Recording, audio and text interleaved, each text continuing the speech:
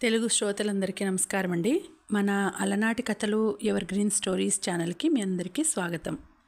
నీ ప్రేమకై ధారావాహిక వింటున్నామండి. రచన శ్రీమతి రేణుకా జలదంకి గారు. ఇక ఆలస్యం చేయకుండా మనం కథలోకి వెళ్ళిపోదామండి. వీడియో చూసిన వెంటనే లైక్ చేసి షేర్ చేసి తప్పకుండా సబ్స్క్రైబ్ చేసుకోండి మన ఛానల్ని. బెల్ ఐకాన్ యాక్టివేట్ చేసుకోండి. నువ్వు నాతో ఎలాంటి కాంటాక్ట్ లేకుండా ఓ సంవత్సరం పాటు ఉండాలి. అది పెళ్ళి తర్వాత ఉంటావా లేదా పెళ్ళికి ముందే ఉంటావా అన్న విషయం నువ్వు నిర్ణయించుకో. చైతన్య నిశ్చేష్టుడయ్యాడు. ఏమంటున్నావు మృదుల? సరిగ్గా అర్థం కాలేదు. కాసేపు అయ్యాక నెమ్మదిగా అడిగాడు. నాకెందుకు నచ్చావో ఆ లక్షణం నీలో ఉందో లేదో నాకు తెలియాలిగా. తెలియాలి అంటే నువ్వు నాకు ఓ సంవత్సరం పాటు దూరంగా ఉండాలి. ఉండగలవా? చైతన్య నివ్వెరపోయి మృదుల వైపు చూస్తూ ఉండిపోయాడు. నీ ఇష్టం. పెళ్ళికి ముందే అన్నా నాకు అభ్యంతరం లేదు. పెద్దవాళ్లకు ఏదో ఒక కారణం చెప్పి ఆపేద్దాం. లేదా పెళ్ళైన తర్వాత అంటే మాత్రం మన షరతులు ఓ అగ్రిమెంటుగా రాసుకుందాం. ఖచ్చితమైన స్వరంతో అంటున్న మృదులను చూస్తుంటే చైతన్యకు నోరు పెగలడం లేదు. నీకు నా మీద కోపంగా ఉందా? దీనంగా అడిగాడు. కోపం ఉన్నట్లయితే అసలు మాట్లాడేదాన్ని కాదు కదా. నిజం చెప్పాలంటే నీలాంటి అబ్బాయిలకు ఓ గుణపాఠం కూడా కావాలి. అందరు అబ్బాయిలు చైతన్య మార్గాన్ని అవలంబిస్తే మృదులల పరిస్థితి ఏమిటి? తల్లిదండ్రుల మాట జవదాటకుండా వారి కలలను తన కలలుగా భావిస్తూ వారు చెప్పిన మార్గంలో నడవాలని ఆశిస్తున్న నాలాంటి అమ్మాయిలని ఇలాంటి మాటలతో ప్రేమలో పడేసి వారి జీవిత మార్గాన్నే మార్చేస్తున్న నీలాంటి చైతన్యాలలో ఎలా మార్పు వస్తుంది? అంటే జీవితంలో ఓ అమ్మాయి తటస్థపడడం, ప్రేమించడం, కావాలనుకోవడం, తనను ఆ అమ్మాయి కూడా ఇష్టపడేటట్లు చేసుకోవడం, పెళ్ళికి రహదారిని నిర్మించడం అంతా తప్పంటావా? చైతన్య స్వరం నీరసంగా పలికింది. తప్పు అనను, కానీ తనది కాని స్వభావాన్ని అమ్మాయికి తనదన్నట్లుగా చూపించడం తప్పంటాను. నిన్నుగా నేను ప్రేమించలేదు. అందుకే నిన్ను నువ్వు నిరూపించుకోమంటున్నాను అంతే. అలాగే కానీ అది పెళ్ళికి ముందైతే బాగుంటుందేమో. నేను అలా నిరూపించుకోలేని పక్షంలో నువ్వు నన్ను పెళ్లి చేసుకోవు. అలా కాకుండా పెళ్ళయ్యాక నిరూపించుకోలేకపోతే? చైతన్య ప్రశ్నార్థకంగా చూశాడు. విడాకులు. మృదుల మనసులో ఏముందో కానీ చాలా తేలికగా అనేసింది. చైతన్య వేటగాడి బాణానికి దెబ్బతిన్న పక్షిలా చూశాడు. వెంటనే సర్దుకొని, సరే కానీ మన మధ్య ఇలాంటి ఒప్పందం జరిగినట్లుగా ఎవరైనా సాక్ష్యం ఉంటే బాగుంటుందేమో నీరసంగా అన్నాడు. నాకు అగ్రిమెంటు చాలనిపిస్తుంది. అంతేకాదు, ఎట్టి పరిస్థితుల్లోనూ ఈ విషయం ఎవ్వరికీ చెప్పకూడదు. సరేనా? నాకు కనీసం ఒక్కరైనా మన ఒప్పందానికి మధ్యవర్తిగా ఉండాలనిపిస్తోంది. చైతన్య కూడా తప్పదన్నట్లు ధైర్యం కూడదీసుకోవడంతో నిబ్బరంగానే మాట్లాడాడు. నీ ఇష్టం. నీ ఫ్రెండ్స్లో ఎవరికైనా చెప్దామా? మృదుల సాలోచనగా అంది. ఫ్రెండ్స్ వద్దు. మన ఇద్దరి క్షేమం కోరే శ్రేయోభిలాషి అయితే బాగుంటుందని నా అభిప్రాయం. అలాంటి వ్యక్తి ఎవరున్నారు? మీ విష్ణు బావా. బావా? మృదుల వింతగా చూసింది. బావని ఇందులో ఇరికించడం నాకు ఇష్టం లేదు. తల అడ్డంగా ఊపుతూ మరలా తనే అంది. ఇందులో నా స్వార్థం ఏమీ లేదు. నీ క్షేమమే ఉంది. విష్ణునే కరెక్ట్. ఈసారి చైతన్య స్వరం గంభీరంగా పలికింది. ఇక్కడే ఉన్నాడుగా, పిలుద్దాం. ఇదే నీ నిర్ణయమా? విష్ణు మృదులతో వాదించి అలసిపోయినట్లుగా అన్నాడు. మామిడి చెట్టు క్రింద తల క్రింద చేతులు పెట్టుకొని పడుకొని మృదుల విష్ణు వాదన అంతవరకు వింటూ ఉన్న చైతన్య లేచి కూర్చొని, పెళ్లికి ముందే ఆ సంవత్సరం ఉంటే బాగుంటుందని నా అభిప్రాయం అన్నాడు.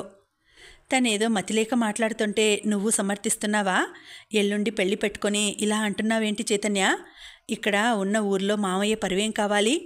పెళ్లి చేసుకుని ఓ సంవత్సరం మీ షరతుల ప్రకారం ఉండండి. అంతేకాని పెళ్ళి ఆపేందుకు నేను ఒప్పుకోను. ఏమంటావు మృదుల? విష్ణు మృదుల వైపు చూశాడు. ఆ విషయంలో నేను నిర్ణయాన్ని చైతన్యకే వదిలేశాను బావా. తన ఇష్టం. నేను మృదుల క్షేమం ఆలోచించి చెప్తున్నాను. పెళ్ళయ్యాక తను అనుకున్న షరతు ప్రకారం నేను ఉండలేకపోతే తనెందుకు ఇబ్బంది పడాలి? అంటే నీ మీద నీకు నమ్మకం లేదన్నమాటేగా? మృదుల చురుగ్గా చూస్తూ అంది. నా మీద నాకు బోలెడంత నమ్మకం ఉంది. ఎందుకైనా మంచిదని నీ క్షేమం ఆలోచించి చెప్తున్నాను. చైతన్య రోషంగా అన్నాడు. ఇంతవరకు నా క్షేమం గురించి ఆలోచించింది చాలు. మృదుల విసురుగా అంది. చైతన్య ఒక్క క్షణం మృదుల వైపు పరిశీలనగా చూశాడు. ఇంతకాలం తనకు తెలిసిన మృదులేనా ఈమె? ఆశ్చర్యంగా ముక్కున వేలు వేసుకోబోయి ఆగాడు. తనే. ఎందుకంటే తన ముందు ఎప్పుడూ ఇలా కనిపించకపోయినా ముక్కు మొహం తెలియని గిరిజన స్త్రీకి చేయి దెబ్బ తగిలి బస్సు ఆపినప్పుడు అందరితో వాదించి బస్సులో వారందరినీ దింపించి ఆమెను ఆసుపత్రికి తీసుకువెళ్ళినప్పుడు ఎంత ధైర్యంగా వ్యవహరించిందో తెలిసిందే కదా. మొండితనంతో కూడిన ధైర్యం. విజయ్ వాసులు తనతో మాట్లాడాలని ప్రయత్నించినప్పుడు కూడా ఎంత ఖచ్చితంగా కఠినంగా మాట్లాడిందో వాళ్ళు చెప్తుంటే ఇలాంటి అమ్మాయితో పరిచయం అంత సులభంగా సాధ్యం కాదనే కదా తను ఆ మార్గాన్ని ఎన్నుకున్నాడు. తను కేవలం పరిచయం కోసమే అలా చెప్పాలనుకున్నాడు, కానీ తను ఆ కారణంగానే తనను ప్రేమిస్తుందని అనుకోలేదు. చైతన్య, ఏమంటారు? ఇంట్లో మన కోసం ఎదురు చూస్తుంటారు, విష్ణు హెచ్చరించాడు. సరే, అగ్రిమెంటులో ఏమేం రాయాలో చెప్పమనండి తననే. మృదుల వైపు ఓ చూపు పడేసి అన్నాడు. మృదుల, వింటున్నావా? చైతన్య షరతులేంటో చెప్పమంటున్నాడు. మౌనంగా మోకాళ్ళ మీద గడ్డం ఉంచి క్రింద ఉన్న గడ్డి పీకుతూ ఆలోచనలో పడినట్లున్న మృదులను విష్ణు హెచ్చరించాడు. మృదుల తల ఎత్తి ఎదురుగా ఉన్న చైతన్య వైపు చూసింది. తదేకంగా మృదులను చూస్తున్న చైతన్య గబుక్కున తల తిప్పుకున్నాడు. మృదుల గొంతు సవరించుకుంది. మొదటి షరతు, ఓ హాస్టల్లో ఇద్దరు రూమ్మేట్స్ ఎలా ఉంటారో అలా ఉండాలి. ప్రతి పనిలో ఒకరు ఎక్కువ ఒకరు తక్కువ అనే భావం కనపరచకూడదు. ప్రతి పని షేర్ చేసుకోవాలి. అలా చేసుకొని పక్షంలో ఎవరికి వారు ప్రత్యేకంగా వంట చేసుకోవాల్సి ఉంటుంది, లేదా ఏ హోటల్నో ఆశ్రయించవలసి ఉంటుంది. అంటే స్నేహధర్మం కూడా ఉండదన్నమాట. చైతన్య కాస్త బాధగా అన్నాడు. అంటే? మృదుల కోపంగా చూసింది. అంతే కదా మరి, స్నేహితులు ఇలా గిరిగీసుకుని ఉండరు కదా, వ్యాపారంలో భాగస్వాముల్లాగా. కరెక్ట్, ఓ వ్యాపారంలో భాగస్వాముల్లాగా ఉండాలి. అప్పుడే స్ఫురించినట్లుగా అంది. సరే, రెండవ షరతు, నాకు సంబంధించిన ఏ విషయంలో నువ్వు తల దూర్చకూడదు. నీ విషయంలో నేను కల్పించుకోను. అంటే ఒకరి ప్రైవసీకి మరొకరు ఎట్టి పరిస్థితుల్లోనూ భంగం కలిగించకూడదు. చైతన్య మృదుల ముఖంలోకి శోధిస్తున్నట్లుగా చూస్తూ మౌనంగా తల ఊపాడు. ఇంటి అద్దె, ఇంటికి అయ్యే ఖర్చు అన్నీ ఇద్దరము ఈక్వల్గా షేర్ చేసుకోవాలి. ఈసారి వింటున్న చైతన్య ముఖంలో స్పష్టంగా బాధ కనిపించింది. అలాగే, మెల్లగా అన్నాడు. ఇంట్లో వారికి కానీ బయట వారికి కానీ ఎట్టి పరిస్థితుల్లో మన విషయం తెలియనివ్వకూడదు. నాకైతే ఎక్కడికైనా దూరంగా సంవత్సరం రోజులు ట్రాన్స్ఫర్ చేయించుకొని వెళ్ళాలని ఉంది. కానీ అలా చేస్తే పెద్దవాళ్లకు ఏం సమాధానం చెప్పాలో తెలియక వీలు పడదు. కాబట్టే ఈ షరతులు. అయినా ఒకే ఇంట్లో కలిసి ఉండడం ఏమాత్రం ఇబ్బంది అనిపించినా దూరంగా వెళ్తాను. నేనొకటి అడగవచ్చా? చైతన్య అన్నాడు. ఏంటి? సంవత్సరం మధ్యలోనే షరతులకు ఫుల్ స్టాప్ పెట్టాలనిపిస్తే? ప్రశ్నించేటప్పుడు చైతన్య ముఖంలో కొద్దిగా కొంటెదనం తొంగి చూసింది. ఫుల్ స్టాప్ పెట్టాలనే ఆలోచన నా వైపు నుంచే రావాలి, నీ వైపు నుంచి కాదు. మృదుల చురుకుగా చూసింది. ఒప్పుకుంటాను, నీ వైపు నుంచే రావాలి. అలాంటి ప్రతిపాదన నీ వైపు నుంచి వచ్చినప్పుడు విష్ణు ఎక్కడ ఉన్నాడో పిలిపించి తన దగ్గర ఉన్న అగ్రిమెంటుని చించేసి అప్పుడే షరతులకు ఫుల్ స్టాప్ పెట్టవలసి ఉంటుందా? చైతన్య అమాయకత్వం ఉట్టిపడేట్లు అడుగుతుంటే విష్ణు నవ్వు ఆపుకునేందుకు కష్టపడవలసి వచ్చింది. మృదుల చిరుకోపంగా చూసింది. నా వైపు నుంచి ఒక అభ్యర్థన అడగనా? చైతన్య మృదుల వైపు చూడగానే, పర్లేదు చెప్పు చైతన్య, తప్పే ఉంది. నీకేమైనా ఇందులో ఇబ్బంది కలిగించే అంశాలు ఏమైనా ఉంటే అడిగేయి. విష్ణు అభయం ఇస్తున్నట్లుగా అన్నాడు. అంటే నేను అసలు మాట్లాడకుండా ఉండలేను, మాట్లాడుతూ ఉండవచ్చుగా? విష్ణు చైతన్య ప్రశ్నకు ఏమంటుందో అన్నట్లుగా మృదుల వైపు చూశాడు. ఓ, నిక్షేపంగా మాట్లాడుకోవచ్చు, సమాధానం ఆశించకుండా తాపీగా అంది. అంటే గోడలతో ఫర్నిచర్తో అంతేగా నువ్వనేది? నిజంగానే కోపం వచ్చింది చైతన్యకు. విష్ణు శాంతించమన్నట్లుగా చైతన్య చేతి మీద తన చెయ్యి వేశాడు. ఫోన్లో ఒక్కరోజు అన్ని మెసేజెస్ పంపించి ఒక్కడివే అంత హరికథ చెప్పావుగా. గోడలతో ఫర్నిచర్తో మాట్లాడుకోవడం పెద్ద కష్టమేమీ కాదులే, మృదుల విసురుగా అంది. సరే, ఈ షరతులతో నేను అగ్రిమెంట్ తయారు చేయిస్తాను. ఎల్లుండి ఎటు పెళ్లిలో కలుసుకుంటారుగా, అప్పుడు ఇద్దరూ సంతకాలు చేస్తే సరిపోతుంది. ఇంకా ఈలోపు ఏమైనా గుర్తు వస్తే ఫోన్ చేసి మాట్లాడండి. విష్ణు సంభాషణ శృతి మించుతుందేమో అని భయపడ్డాడు. ముగ్గురు వెళ్లేందుకు లేచారు. ఈ హడావిడిలో మర్చిపోయాను. అమ్మ నెక్లెస్ డిజైన్స్ చూపించమంది. ఫోన్లో ఫొటోస్ చూపించేందుకు మృదుల దగ్గరకు నడవబోయాడు. అత్తయ్యకు ఇష్టమైన డిజైన్ ఇచ్చేయమను, నాకేం చూపించిన అవసరం లేదు. అయినా నాకు నాన్న చేయిస్తున్నారుగా, చాలు, ఇంకేమీ వద్దు వెనక్కి అడిగేస్తూ అంది. మృదుల వెనక్కి నడవడం చూసి చైతన్య ఆగిపోయి ఫోను విష్ణు చేతికి ఇచ్చి చూపించమన్నాడు. అరే, నీకేమైంది చైతన్య, నువ్వే చూపించు అన్నాడు. నాకొద్దు బావా, నిజంగా చెప్తున్నాను, నాన్న చేయించినవి చాలు, అనవసరమైన ఖర్చు వద్దని చెప్పు. అనవసరం ఏంటి, సాంప్రదాయం కదా. పోనీలే చైతన్య, ఆంటీకి ఇష్టమైన డిజైన్ చేయించమని చెప్పేయి. తను చెప్పకపోతే నువ్వు మాత్రం ఏం చేస్తావు చెప్పు. చైతన్య ముభావంగా ఉండిపోయాడు.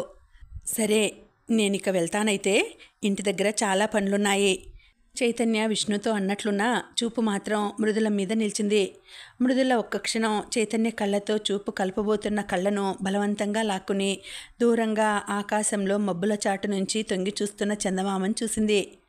ఇంటికి రావు, అత్తయ్య మామయ్య ఏమైనా అనుకుంటారేమో అన్నాడు విష్ణు. లేదు, ఇప్పుడు బయలుదేరితే కానీ రేపు ఉదయానికి చేరుకోలేను. అత్తమ్మకు మామయ్యకు నువ్వు చెప్పు, వీలు కాక రాలేకపోయానని ముందుకు నడుస్తూ అన్నాడు.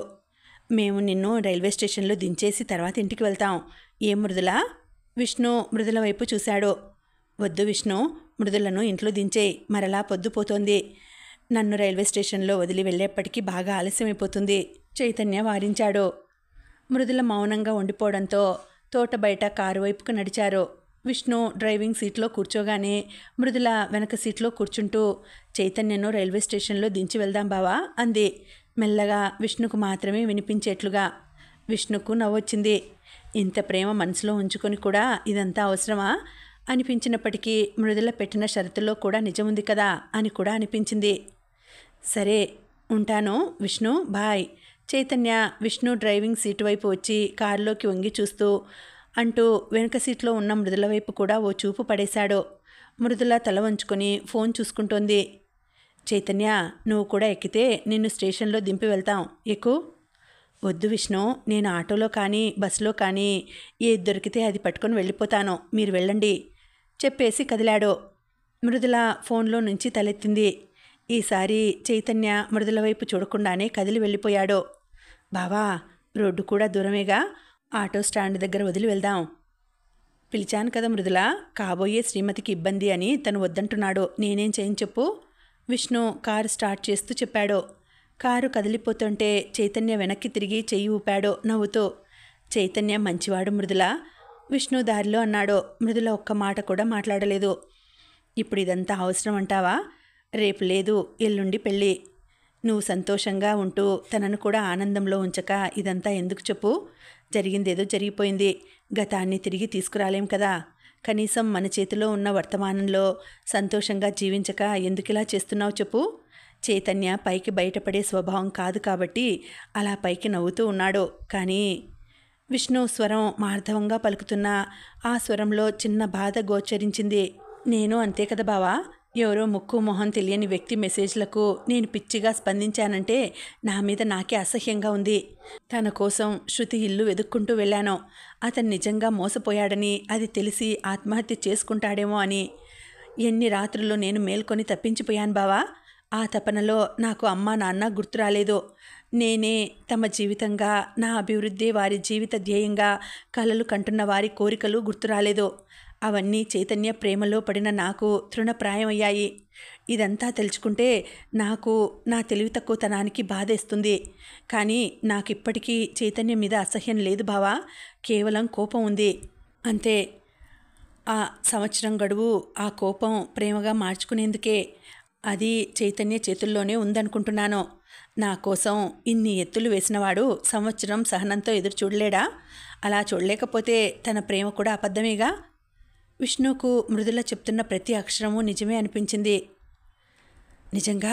నిజంగా మృదులకు విషయం అంతా చెప్పావా నాన్నా? ఏమీ అనలేదు. నిజంగా నువ్వు అదృష్టవంతుడివిరా. సుజాత ఉబ్బి తబ్బిప్పైపోయింది. లేదమ్మా, నేను కూడా భయపడే ఇన్నాళ్ళు చెప్పలేకపోయాను. కానీ తనను పెళ్లి చేసుకునేందుకే ఇలా ప్రయత్నించానని అర్థం చేసుకుంది చైతన్య చెప్పాడు. అమ్మయ్యా, నాకొక దిగులు తీరిపోయిందిరా. నిన్ను ఆ అమ్మాయి మోసం చేసి పెళ్లి చేసుకున్నావని ఎక్కడ అపార్థం చేసుకుంటుందో అని మనసులోనే బాధపడిపోతున్నాను. ఇక నీ మనసులో ఆ దిగులంతా తీసేసి హాయిగా ఉండు, సరేనా? తల్లికి ధైర్యం చెప్పి పెళ్లి పనులలో పడిపోయాడు. పనులతో వచ్చిన బంధువులతో ఎంత తీరిక లేకుండా ఉన్నప్పటికీ మనసులో ఏదో మూల ముళ్ళుతో గుచ్చుతున్నట్లుగా మృదుల మాటలు గుర్తుకు వస్తూనే ఉన్నాయి. అలవాటుగా అప్పుడప్పుడు మృదుల నుంచి మెసేజ్ వచ్చిందేమో అని ఫోన్ వైపు చూసుకుంటూ ఉన్నాడు. మాట్లాడాలని ఊవిళ్ళూరుతున్న మనసును అదుపు చేసుకుంటూ ఫోన్ వైపు చూడకుండా ఉండేందుకు అతి కష్టం మీద ప్రయత్నిస్తున్నాడు. చైతన్య, రేయ్ పెళ్ళి కొడుకా, లాస్ట్ మినిట్లో చెప్తే మేమెలా రావాలని అనుకున్నావురా? ఫ్రెండ్స్ అంతా ఒక్కసారిగా వచ్చి వాలిపోయారు. విజయ్, వాసు, శివ, అశోక్లను ఒక్కసారిగా చూడగానే చైతన్య మనసులో దిగులంతా మాయమైపోయి ఆనందంతో నిండిపోయింది. అందరూ సరదాగా కబుర్లు చెప్పుకుంటూ చైతన్య నలుగు కాగానే భోజనాలు కానిచ్చి పెళ్లికి ప్రయాణమయ్యారు. చైతన్యను కారులో వెళ్ళమంటే ఒప్పుకోకుండా కారులో తల్లిదండ్రులను, మేనమామ దంపతులను ఎక్కించి బంధువులు, స్నేహితులు అందరితో కలిసి పెళ్లి బస్సులో బయలుదేరాడు. మదర్ తెరిసా నీకు రాసిపెట్టి ఉందిరా చైతన్య, వాసు అనేసి గబుక్కున నాలుగు ఖర్చుకున్నాడు. అప్పటికే విజయ్, అశోక్ వాసును వీపు మీద ఒక్క చరుపు చరిచారు. పర్లేదులేరా, చైతన్య తేలికగా నవ్వేశాడు. అవును, ఆ రోజు నువ్వు బస్సులో ఉన్నట్లు ఆ అమ్మాయికి తెలియదు కదూ? పెళ్లి చూపుల్లో నువ్వు గుర్తుపట్టావా ఆ అమ్మాయేనని? కుతూహలంతో ప్రశ్నల వర్షం కురిపించారు. మన బస్సులో ప్రయాణించిన ఎవరితో స్నేహం చేయనంది, ఇప్పుడు ఏకంగా పెళ్ళే చేసుకుంటోంది. విజయ్ నవ్వుతూ అంటూనే, సారీరా, ఏదో చెల్లాయనే చనువుతో అంటున్నాను అన్నాడు. ఏమో నాకు తెలియదు. ఎప్పుడైనా మిమ్మల్ని ఇంటికి పిలిచి భోజనం పెట్టాలన్నా మీరు ఆ విషయం మర్చిపోయి కలిసిపోకపోతే లాభం లేదు. ఆ తర్వాత మీ ఇష్టం, చైతన్య బెదిరింపు ధోరణిలో అన్నాడు. ఎంత మారిపోయావురా, అందుకే ముందొచ్చిన చెవుల కంటే వెనకొచ్చిన కొమ్ములు వాడి అంటారు, వాసు నిట్టూర్చాడు. స్నేహితుల హుషారెక్కించే మాటలతో చైతన్య అచ్చంగా పెళ్లి మూడ్లోకి వచ్చేశాడు. ఊరి మొదట్లోనే బైకు మీద ఇద్దరు కుర్రాళ్ళు ఎదురొచ్చి విడిదింటికి దారి చూపించారు. విడిదింటికి చేరుకుని బస్సు దిగగానే శరణ్య, వీణ, సునీత, వినయ్ ఎదురొచ్చారు. హాయ్ చైతన్య, అందరూ కోరస్గా పలకరిస్తుండగానే వినయ్ వచ్చి చైతన్యను ఆప్యాయంగా కౌగిలించుకున్నాడు. చాలా రోజులైందిరా నిన్ను చూసి, హైదరాబాద్ అనే కానీ ఎక్కడున్నావో తెలిస్తే కదా. పెళ్ళైతే ఫోన్ నెంబర్కు కూడా దొరకడేమో, మరో ఫ్రెండ్ కామెంట్. శరణ్య, ఈ అలసిన ముఖంతో ఫొటోస్ అవసరమా? శరణ్య ఫోన్లో ఫొటోస్ తీస్తుంటే చైతన్య వారిస్తూ అన్నాడు. నాకు కాదు బాబు, నీకు కాబోయే శ్రీమతికి చూపించేందుకు. తన కోసం నువ్వెంత శ్రమపడి వచ్చావో తెలియాలి కదా, శరణ్య నవ్వుతూ అంది. అసలే ఓ గంట ఆలస్యమైందని కంగారు పడుతోంది. పెళ్లి కొడుకును తీసుకురాకుండా వాళ్ళ అత్తగారు, మామగారు దిగడంతో పెళ్లి కూతురు తెగ ఆందోళన పడుతోంది. సునీత నవ్వుతోంది. చైతన్య మనసు ఒక్క క్షణం ఆనంద డోలికలలో ఊయలూగింది. నిజమేనా? అందుకేనేమో ఓ అరగంట క్రితం విష్ణు ఫోన్ చేసి ఎక్కడున్నారని అడిగాడు. ఫ్రెండ్స్ అందరి పలకరింపులయ్యాక లోపలికి వచ్చారు. కబుర్లు ఆపి చకచకా స్నానాలు కానిచ్చి తయారేవండి, రిసెప్షన్ టైం అవుతోంది, సుజాత ఎదురుగా వచ్చి కొడుకును మురిపంగా చూసుకుంటూ అంది. మీరు వచ్చి ఎంతసేపు అయిందమ్మా? తల్లిని అడిగాడు. ఓ గంట అయిందిరా, నేను వెళ్ళి మృదులను కూడా చూసి వచ్చాను. ఎలా ఉందమ్మా? ఆతృతగా అడుగుతున్న కొడుకును వింతగా చూసింది. నువ్వు మొన్ననే కదరా చూశావు. మౌనంగా తల వంచుకున్న చైతన్యం చూసి ఇలా రా అంటూ కాస్త పక్కకు తీసుకెళ్ళి, నా వైపు నుంచి కృతజ్ఞతలు చెప్పేందుకు వెళ్ళాను నాన్నా, నిజంగానే తను బంగారం నాన్నా. నువ్వు ఈ ధైర్యం చేయకుంటే ఇంత మంచి అమ్మాయి మన ఇంటి కోడలుగా దొరికేది కాదు, సుజాత సంబరంగా చెప్పింది. అమ్మయ్య, మృదుల కూడా అమ్మకు విషయం చెప్పలేదు. చకచకా స్నానాలు కానిస్తుండగానే వసుధ, ధీరజ, ప్రియాంక స్నాక్స్, కాఫీలు, టీలు పట్టుకు వచ్చారు. జోక్స్ వేసుకుంటూ ఓ పట్టాన తయారు కాని ఫ్రెండ్స్ను చైతన్య ఆలస్యమవుతోందంటూ హెచ్చరించాడు. అక్క ఎక్కడకు పారిపోదు, భయపడకు బావా అంటూ మృదుల పెద్దమ్మ కూతురు ప్రియాంక ఎగతాళి పట్టిస్తుంటే అందరూ పెద్దగా నవ్వారు. మృదుల పెదనాన్న, ఆయన కొడుకు వచ్చి రిసెప్షన్కు రమ్మని పెళ్లి కొడుకును, సుజాత, రఘురాంలను, వచ్చిన బంధువులందరినీ ఆహ్వానించి కళ్యాణ మండపం వద్దకు ఏర్పాటు చేసిన వాహనాలు బయట సిద్ధంగా ఉంచామని చెప్పి వెళ్లారు. దివాకరం బాబాయ్, సులోచన తయారై వచ్చి టైం అవుతోందని అందరినీ హడావడి పెట్టడంతో అందరూ కదిలారు. నేవీ బ్లూ సూట్లో అసలే ఆకర్షణీయమైన రూపమేమో. చైతన్య అందరిలో ప్రత్యేకంగా కనిపిస్తూ చూసేందుకు 2 కళ్ళు చాలవేమో అనిపిస్తున్నాడు. స్టేజ్ మీద కుర్చీలో కూర్చుని ఉన్న చైతన్యకు ఓవైపు కళ నిజమా అనే సందేహం కలుగుతూ ఉన్నప్పటికీ మనసు మాత్రం విహంగమై గాల్లో తేలిపోతున్నట్లుంది. ముందు వరుసలో కూర్చున్న ఫ్రెండ్స్ సంజ్ఞలతో ఉడికిస్తూ ఉంటే మృదులను మొదట చూసినప్పటి బస్సు సంఘటన గుర్తుకు వచ్చి మనసంతా ఏదోలా అయిపోయింది. ఈ సున్నితమైన బంగారు బొమ్మను పువ్వులలో పెట్టి చూసుకోవాలని కలలు కంటే అంతా రివర్స్ అయిపోయి తనంటే బగ్గుమనే స్థాయికి తెచ్చుకున్నాడు. లైట్ పింక్ కలర్ గాగ్రా చోలీలో అసలే పచ్చని పసిమి ఛాయలో ఉన్న మృదుల మరింత పచ్చగా మెరుస్తూ నడిచి వచ్చే లేత గులాబీలా నెమ్మదిగా నడిచి వస్తుంటే ప్రక్కనే ఉన్న శరణ్య తల పైకెత్తి చైతన్యని ఎలా ఉన్నాడో చూడవే. మరలా పక్కన కూర్చున్నాక తల ప్రక్కకు తిప్పి చూడాలంటే అందరి ఎదుట కష్టంగా ఉంటుంది. చెవి దగ్గర గుసగుసగా చెప్పింది. నువ్వు చూస్తే బావ కళ్ళల్లో చిక్కుకుపోతావక్క. అక్కడ అసలు కనురెప్పల కదలిక ఎప్పుడో ఆగిపోయి ఉంది. ప్రియాంక రెండో వైపు చెవి దగ్గర గొణిగింది. స్టేజి మీద చైతన్య ప్రక్క కుర్చీ వైపు అడుగులేస్తూ అనుకోకుండానే కళ్ళు పైకెత్తి చైతన్య వైపు చూసింది. చైతన్య కళ్ళల్లో మెరుపుకు షాక్ కొట్టినట్లయి కళ్ళు దించేసింది. తల్లిదండ్రులు పెద్దలు అక్షంతలు వేస్తుంటే తనతో పాటు ఒద్దికగా వంగి పెద్దల కాళ్లకు నమస్కరిస్తున్న మృదులను చూస్తూ చైతన్య ఒక్క క్షణం తమ మధ్య అగ్రిమెంటును మర్చిపోయాడు. వెంటనే కళ్యాణ మండపంలో హడావిడిగా తిరుగుతున్న విష్ణువుని చూసి స్పృహలోనికి వచ్చాడు. ఫోటోగ్రాఫర్కు ఫోజు ఇస్తున్న ప్రతిసారి మృదుల చిరునవ్వు చైతన్య మదిలో గుబులు రేపుతోంది. మృదుల తరపు బంధువులు తమను తాము పరిచయం చేసుకుంటుంటే చైతన్య తరపు వారిని చైతన్య మృదులకు పరిచయం చేసాగాడు. బంధువులనందరినీ మర్యాదగా పలకరించిన స్నేహితులను పరిచయం చేస్తున్నప్పుడు మాత్రం మృదుల ముక్తసరిగా హాయ్ అనడంతో చైతన్యకు కాస్త బాధ అనిపించింది. మమ్మల్ని మర్చిపోయేట్లు లేదురా నీ భార్య? వాసు చైతన్య చెవి దగ్గర గుసగుసలాడాడు. సంతోషించాం. ముందు నువ్వు స్టేజ్ దిగరా బాబు. పక్కకు తిరిగి చిన్నగా అంటూ చైతన్య మృదుల తన వైపు చూడడంతో చిన్నగా నవ్వాడు. మృదుల ఆశ్చర్యంగా చూసి తల తిప్పుకుంది. ఆహుతులందరూ ఆశీస్సులు అందించి భోజనాలు చేసి పెళ్లి మరుసటి రోజు ఉదయం కావడంతో ఎవరిళ్లకు వాళ్ళు వెళ్ళిపోగా కొందరు దగ్గర బంధువులు దూర ప్రాంతాల నుంచి వచ్చిన వారు కళ్యాణ మండపం పై ఫ్లోర్లలో ఉన్న గదులలో పడుకున్నారు. శరణ్య, వీణ, ప్రియాంక పెళ్లి జంటతో పాటు భోజనానికి కూర్చున్నారు. వాసు, విజయ్, విష్ణు వడ్డిస్తామంటూ తయారయ్యారు. తినండి సిస్టర్, అన్నీ వద్దంటే ఎలా మరి? అన్నింటికీ చెయ్యి అడ్డం పెడుతున్న మృదులతో వాసు చనువుగా అంటూ వడ్డించబోయాడు. చైతన్య మృదుల పక్కనే కూర్చుని తినేందుకు ఉపక్రమించబోయేవాడల్లా వడ్డించబోతున్న వాసు చెయ్యి గట్టిగా పట్టుకుని కళ్ళతోనే ఓవర్ యాక్షన్ చాలు అన్నట్లుగా చూశాడు. అప్పుడే 10 అయిపోయింది. త్వరగా భోజనాలు చేసి పడుకోండి. మరలా రేపు తెల్లవారుజామునే లేవవలసి ఉంటుంది. మృదుల, ముఖ్యంగా నీకే చెప్పేది. త్వరగా భోజనం చేసి ఇంటికి వెళ్ళి కబుర్లు పెట్టుకోకుండా పడుకొని నిద్రపోండి. బ్యూటీషియన్ను ఇవాల్టికి మన ఇంట్లోనే పడుకోమంటే విన్నది కాదు. తను సమయానికి రాకపోతే మనం వెళ్ళి తీసుకురావాలి. ఉన్న సమయం కాస్త ఎదురు చూడటంలో సరిపోతుంది. జానకి హైరానా పడిపోతుంది. విష్ణు, అమ్మా నాన్న రిసెప్షన్ టైంకు వస్తారన్నావు, రాలేదేమిటి? మీ మామయ్యను మరోసారి ఫోన్ చేయమంటాను. రేపు పెళ్ళికి కలుసుకుంటారుగా? జానకి విష్ణు వైపు తిరిగింది. అత్తయ్య, మీరన్నింటికీ టెన్షన్ పడకండి.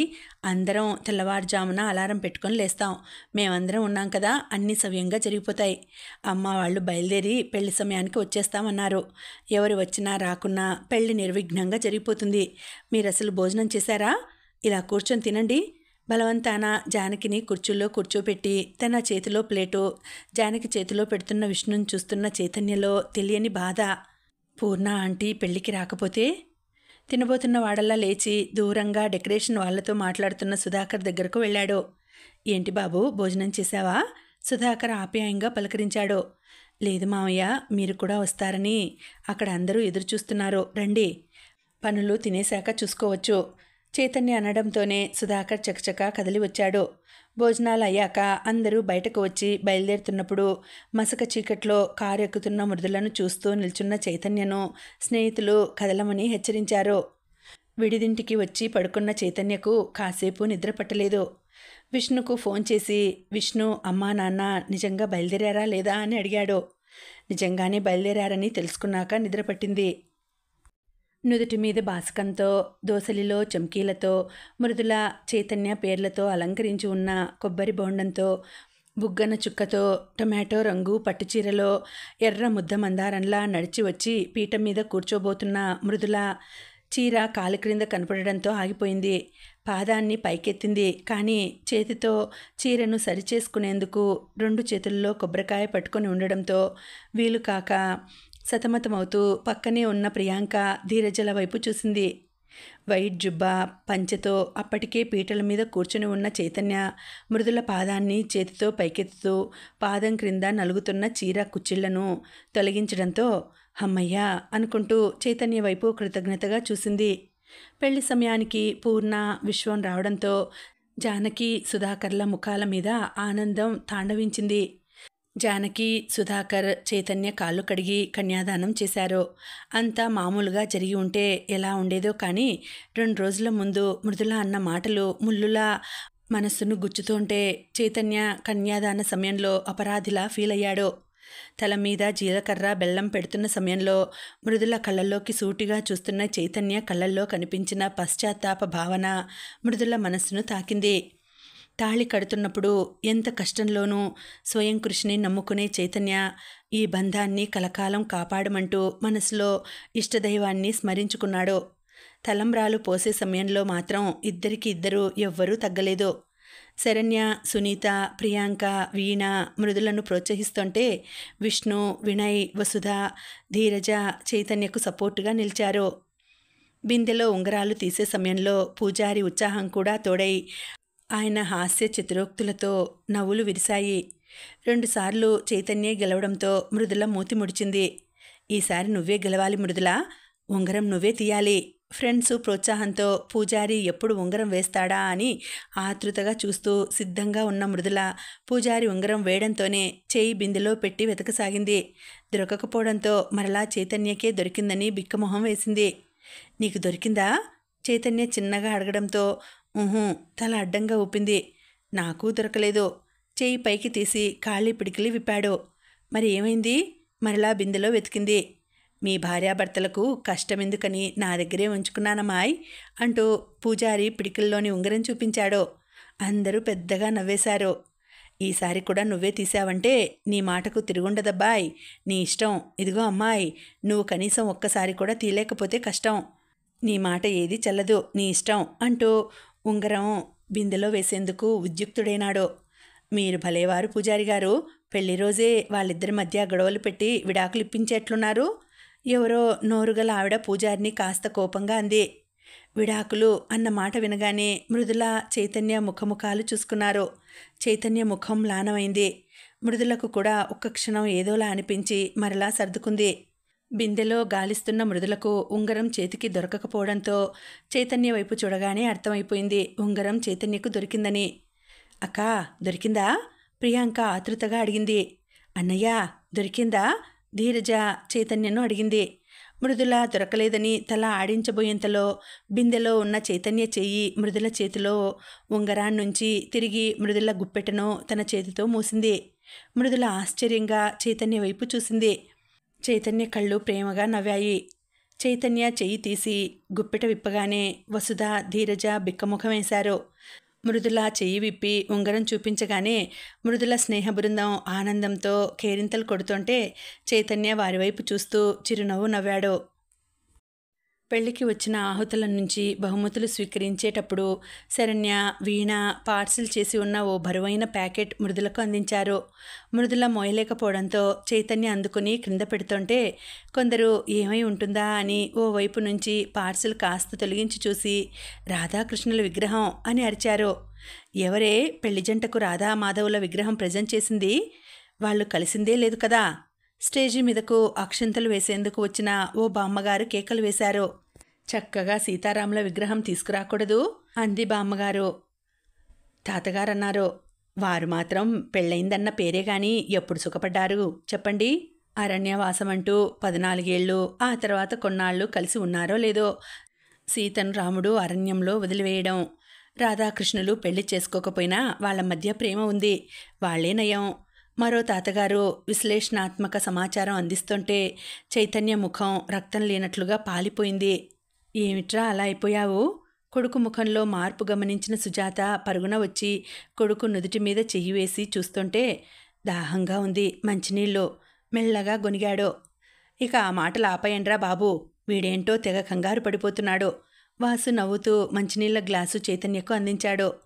గబగబా మంచినీళ్లు తాగి గ్లాసు అందిస్తున్న చైతన్య నుదుటిన పట్టిన చెమటను విష్ణు కర్చీఫ్తో తుడిచాడు. చైతన్య మరీ ఇంత సున్నితమేంటే? వట్టి మాటలకే నిన్నేదో రాజ్యం కోసం అరణ్యవాసం పంపిస్తున్న రాముళ్లా బెంబేలు పడిపోతున్నాడు. శరణ్య మృదుల చెవి దగ్గర గుసగుసలాడింది. మృదుల మౌనంగా ఉండిపోయింది.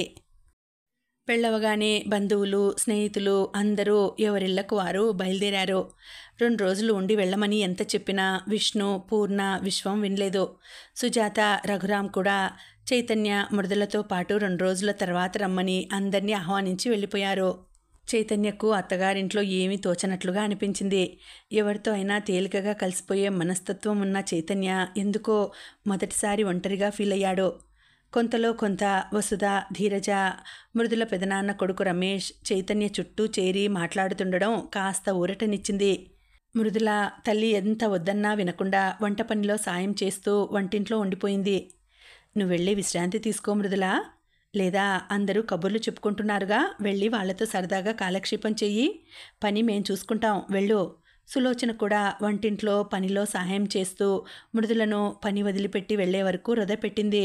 వంటింట్లోంచి హాల్లోకి అడుగు పెట్టగానే హాల్లో టేబుల్ మీద క్యారం బోర్డు పెట్టుకుని చుట్టూ చైతన్య, వసుధ, ధీరజ, రమేష్ కుర్చీలలో కూర్చొని ఆడుతుండడం కనిపించింది. మృదులా, నా ఆట నువ్వాడు, నేను పొలం వెళ్ళాలి అంటూ చైతన్య కుడివైపు కూర్చున్న రమేష్ లేచాడు. నాకు సరిగా రాదన్నయ్యా, నేనాడను, మృదుల కంగారుగా అంది. చైతన్య ధీరజ గురిపెట్టి ఉన్న రెడ్ కాయిన్ వైపే దీక్షగా చూస్తున్నాడు. దొంగ, క్యారమ్స్ రాకపోవడమేంటి? నువ్వు ఎంత మంచి ప్లేయర్వో నాకెందుకు తెలియదు. చైతన్య అబద్ధం చెప్తోంది, నమ్మకు అంటూ వెళ్ళిపోయాడు.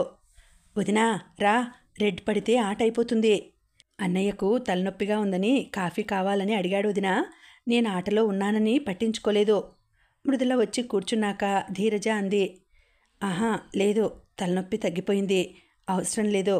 చైతన్య మొహమాట పడుతుంటే మృదులకు మనసు కష్టం అనిపించింది. పాపం, కొత్త ప్రదేశం, కొత్త మనుషులు, తను పట్టించుకోకపోవడం తప్పు కదా. తీసుకువస్తాను. లేవబోతుంటే వద్దు మృదుల, నిజంగానే తలనొప్పి లేదు, తగ్గిపోయింది గబగబా అన్నాడు. ఎంతసేపు? అమ్మకు చెప్పి వస్తాను, పంపిస్తుంది. పర్లేదు, అవసరం లేదు. అవసరమైతే నేను వెళ్ళి అత్తమ్మను అడిగి తీసుకుంటాను ఖచ్చితంగా అన్నాడు. వెంటనే చైతన్యకు తను తప్పు చేస్తున్నాడేమో అనిపించింది. మృదుల పెట్టిన షరతులో తప్పేమీ లేదు కదా. తను మరీ బిగుసుకుపోయి పరాయివాడిలా ఎందుకు ఉండాలి, ఓ స్నేహితుడిలా ఎందుకు ఉండకూడదు అనిపించింది. మృదుల ఆట ఆడడం ప్రారంభించింది. రెడ్ కాయిన్ పడింది. ఫాలో పడడమే తర్వాయి. చైతన్య మృదులకు స్ట్రైకర్ యాంగిల్ సరి చేసి చెప్తుంటే ధీరజ, అన్నయ్య మనిద్దరం ఓ జట్టు, వదిన వసుధ ఓ జట్టు, మర్చిపోయావా? తనకు హెల్ప్ చేస్తావేంటి అంది గారంగా. వాళ్ళిద్దరూ ఎప్పుడో ఒక జట్టు అయ్యారే ధీరజ, నువ్విప్పుడు ఆటలో వాళ్ళిద్దరినీ విడదీసి మరో జట్టుకు రమ్మంటే ఎలా వస్తారు చెప్పు? వెనకే వచ్చి ఆట చూస్తున్న దివాకరం అన్నాడు. నలుగురు ఆటలో మునిగిపోయారు. అన్నయ్య, నువ్వు వదిన ఆటలో జాయిన్ అయినప్పటి నుంచి సరిగా ఆడడం లేదు, మనం వెనకబడిపోతున్నాం. ధీరజ మరలా సనిగింది. లేదు ధీరజ, అదేం కాదు, నేను సరిగానే ఆడుతున్నాను. మీ వదిన బాగా ఆడుతోంది, అందువల్ల స్లో అయ్యాం అంతే. చైతన్య సమర్థించుకున్నాడు. నువ్వు వదిన ముఖం వైపు, చేతుల వైపు చూడకుండా కాయిన్స్ వైపు గురి చూసి ఆడితే ఎందుకు పడవు? 10 ఏళ్ల ధీరజ సూటిగా అనేస్తుంటే చైతన్య తప్పు చేసిన వాడిలా ఏం మాట్లాడాలో తెలియక తడబడిపోయాడు. నువ్వు ఆడవచ్చు కదే సరిగా, మీ అన్నయ్యను అనకపోతే. ధీరజ నెత్తిమీద మృదుల ఒకటి మొట్టింది. నేను నిన్న సరిగా చూడలేదు, గోరెంటాకు డిజైన్లో నా పేరు ఉన్నట్లు ఉంది కదా. మెల్లగా ధీరజతో మాట్లాడుతున్నట్లుగా అన్నాడు. పెళ్లిలో చూడలేదా అన్నయ్య? అన్నిసార్లు అక్క నీ ముందు దోశలు ఉంచితే. వసుధ అంది. ఎక్కడ చూశాను, ఎప్పుడూ దోశల్లో తమలపాకులో తలంబ్రాలో ఏవో ఒకటి ఉంటే అన్నాడు చైతన్య. వదినా ఏది? నిజంగానే నీ చెయ్యి చాలా బాగుంది, ధీరజ అనడంతో చెయ్యి ముందుకు చూపించింది. పచ్చని అరచేతిపై గోరంటాకుతో చైతు అని చిన్న అక్షరాలు చక్కని మంచి టమాటో ఎరుపు రంగుతో ముద్దుగా కనిపించాయి. ఒక్క క్షణం ఈ అవకాశం మరలా వస్తుందో రాదో అంటూ చైతన్య జేబులో ఫోన్ తీసి చేతిని ఫోటో తీసుకున్నాడు. మృదుల చైతన్య వైపు చురుగ్గా చూసింది. అన్నయ్య, ఆట గోవిందా, వసుధ అంది. ఇక ఆపేద్దాం, నాకు నిద్ర వస్తోంది. చైతన్య లేచి గదిలోకి వెళ్ళి పడుకొని నిమిషాల్లో నిద్రలోకి జారుకున్నాడు. చైతన్యను నిద్రలేపవే మృదుల, భోజనం చేసి పడుకుంటాడు. అప్పుడే 1:30 అయింది. అందరూ తినేద్దురుగాని సులోచన అంది. మీరు అన్నయ్య కూడా ఇక్కడే తినేయండి వదినా, సులోచనను ఉద్దేశించి జానకి అంది. లేదు జానకి, ఇంట్లో వంట చేసి పెట్టి వచ్చాను. నువ్వొక్కదానివి వంటతో ఇబ్బంది పడుతున్నావని వచ్చాను. దానికి తోడు చైతన్య తరపున ఎవ్వరూ ఉండలేదు కదా, ఎవ్వరూ లేరన్నట్లుగా అనుకుంటాడేమో అని కూడా. అబ్బాయికి తోడు అమ్మాయి, అమ్మాయికి తోడు అబ్బాయి ఉన్నారు. నువ్వేమీ దిగులు పడనవసరం లేదని ఎంత చెప్పినా వినలేదమ్మా మీ వదిన, దివాకరం గారు అంటుంటే మృదుల తల వంచుకొని మౌనంగా ఉండిపోయింది. అది నిజమే అనుకోండి, కానీ వీళ్ళెందుకో త్రేతాయుగపు జంటలాగా ఉన్నారు అంటున్నప్పుడు జానకి గొంతులో ఎక్కడో సన్నగా దిగులు ధ్వనించడంతో మృదుల ఉలిక్కిపడింది. అమ్మకు తమ గురించి అనుమానం వచ్చిందా? రాదు మరి, ప్రేమించుకొని పెళ్లి చేసుకున్నామని అందరికీ తెలియకున్నా అమ్మకు నాన్నకు తెలుసు కదా. తామిద్దరి మధ్య మనస్పర్ధ అమ్మ గమనించిందా? ఈ కాసేపట్లోనే బయటపడిపోతే ముందు ముందు లేదు, ఇక్కడున్నంత వరకు జాగ్రత్తగా ఉంటే చాలు. హైదరాబాద్ వెళ్ళాక ఎవరూ ఉండరు కాబట్టి ఇబ్బంది లేదు. మృదులా, వెళ్ళి చైతన్యను భోజనానికి పిలుచుకురావే. అత్తయ్య, అన్నయ్యను నేను లేపుతాను. ధీరజ గదిలోకి పరుగు తీసింది. అమ్మయ్య, ఓ సమస్య తీరిపోయినట్లుగా శ్వాస తీసుకుంది. మీ మావయ్యే అడగమన్నారా? అయినా తప్పే ఉంది. ఇప్పుడు చాలామంది ఇంట్లో సౌకర్యంగా ఉండడం లేదని హోటళ్లలోనే ఏర్పాటు చేస్తున్నారు. కాకపోతే ఈ ఊళ్ళో మంచి హోటళ్ళు లేవని, సిటీ దగ్గరలోనే ఉంది కదా అని అక్కడ ఏర్పాటు చేస్తామంటున్నారు. ఓ 20 నిమిషాల ప్రయాణం అంతే. సాయంత్రంగా వినయ్ వచ్చి చైతన్యను సంప్రదించాడు. ఏం అవసరం లేదురా, నేనేం అలా అనుకోవడం లేదు. అన్నింటికంటే మనసు ప్రధానం అనుకుంటాను. మొదటి రాత్రికి హోటల్ అరేంజ్మెంట్సే కావాలని ఏముందిరా, మనసుండాలే కానీ పూరి గుడిసె అయినా చాలదు. అలాంటివేం అవసరం లేదన్నానని చెప్పు. సరే, మరి మీ మామగారికి హోటల్ గది అవసరం లేదని చెప్పేస్తాను. అవును, నువ్వు ఒక్కసారి మృదుల అభిప్రాయం అడిగి చెప్తే బాగుంటుందేమో. తనేమంటుందో. సునీత అడుగుతానని వెళ్ళింది, కానీ మీరిద్దరూ మాట్లాడుకుని నిర్ణయించుకుంటే బాగుంటుందేమో. చైతన్య మౌనంగా ఉండిపోయాడు. మనసులో మాత్రం నేను వెళ్ళి అడిగితే సంవత్సరం కూడా వేచి చూడకుండా ఇప్పుడే విడాకులు ఇస్తుంది అనుకున్నాడు. నువ్వెందుకే శ్రమ తీసుకుని వచ్చావు? నేనే వచ్చేదాన్ని కదా. రేపు పెళ్లి కంటే తప్పదు. మృదుల వినయ్తో పాటు వచ్చిన సునీతను చూసి అంది. ఏం పర్లేదులేవే, ఈ మాత్రానికే అలసిపోన్లే. 5వ నెలే కదా. మా నాన్నమ్మ అయితే తల్లి ఎంత హుషారుగా ఉంటే బిడ్డ కూడా అంత ఉత్సాహంగా ఉంటుందని చెప్తోంది. వినయ్ నన్ను అసలు శ్రమ పడనివ్వడం లేదు. అన్నీ తనే చేస్తానంటున్నాడు. సునీత మురిసిపోతూ చెప్పింది. వినయ్, సునీత, సులోచన 7 నుండి పడక గదిలోనికి ఎవరినీ రానివ్వకుండా తలుపులు వేసుకుని మరీ గదిని అలంకరించసాగారు. బయట వరండాలో కూర్చుని వీక్లీ తిరిగేస్తున్న చైతన్య మనసును దిగులు మేఘాలు ఆవరించుకున్నాయి. ఇలా దిగులు పడకూడదు. సంవత్సరం రోజులు ఎన్నాళ్లలో తిరిగి వస్తాయి. మృదుల మనసు బాధ పెట్టకుండా మసులుకుంటే సరి. తనే మనసు మార్చుకుంటుంది. అసలు తను ఏమాత్రం బాధగా కనిపించకూడదు. అయినా బాధపడవలసినంత అవసరం ఏంటి? అసలు పెళ్ళే కాలేదనుకుంటాడు. మృదుల తను ఒకే ఇంట్లో ఉండడం వల్ల మృదుల ఎప్పుడూ తన కళ్ళ ఎదుటే ఉంటుంది. సంతోషమేగా. నిరాశలోకి కూరుకుపోతున్న మనసును ఓదార్చుతున్నాడు. భోజనాలు చేస్తున్నప్పుడు అందరూ జోక్స్ వేసుకుంటూ నవ్వుల మేళాలు మోగిస్తుంటే చైతన్య, మృదుల మౌనంగా ఎవరి ఆలోచనలో వారుండిపోయారు. ఏమైపోయావే నీవెంటే నేనుంటే, ఏమైపోతానే నువ్వంటూ లేకుంటే, నీతో ప్రతి పేజీ నింపేశానే, తెరవకముందే పుస్తకమే విసిరేశావే.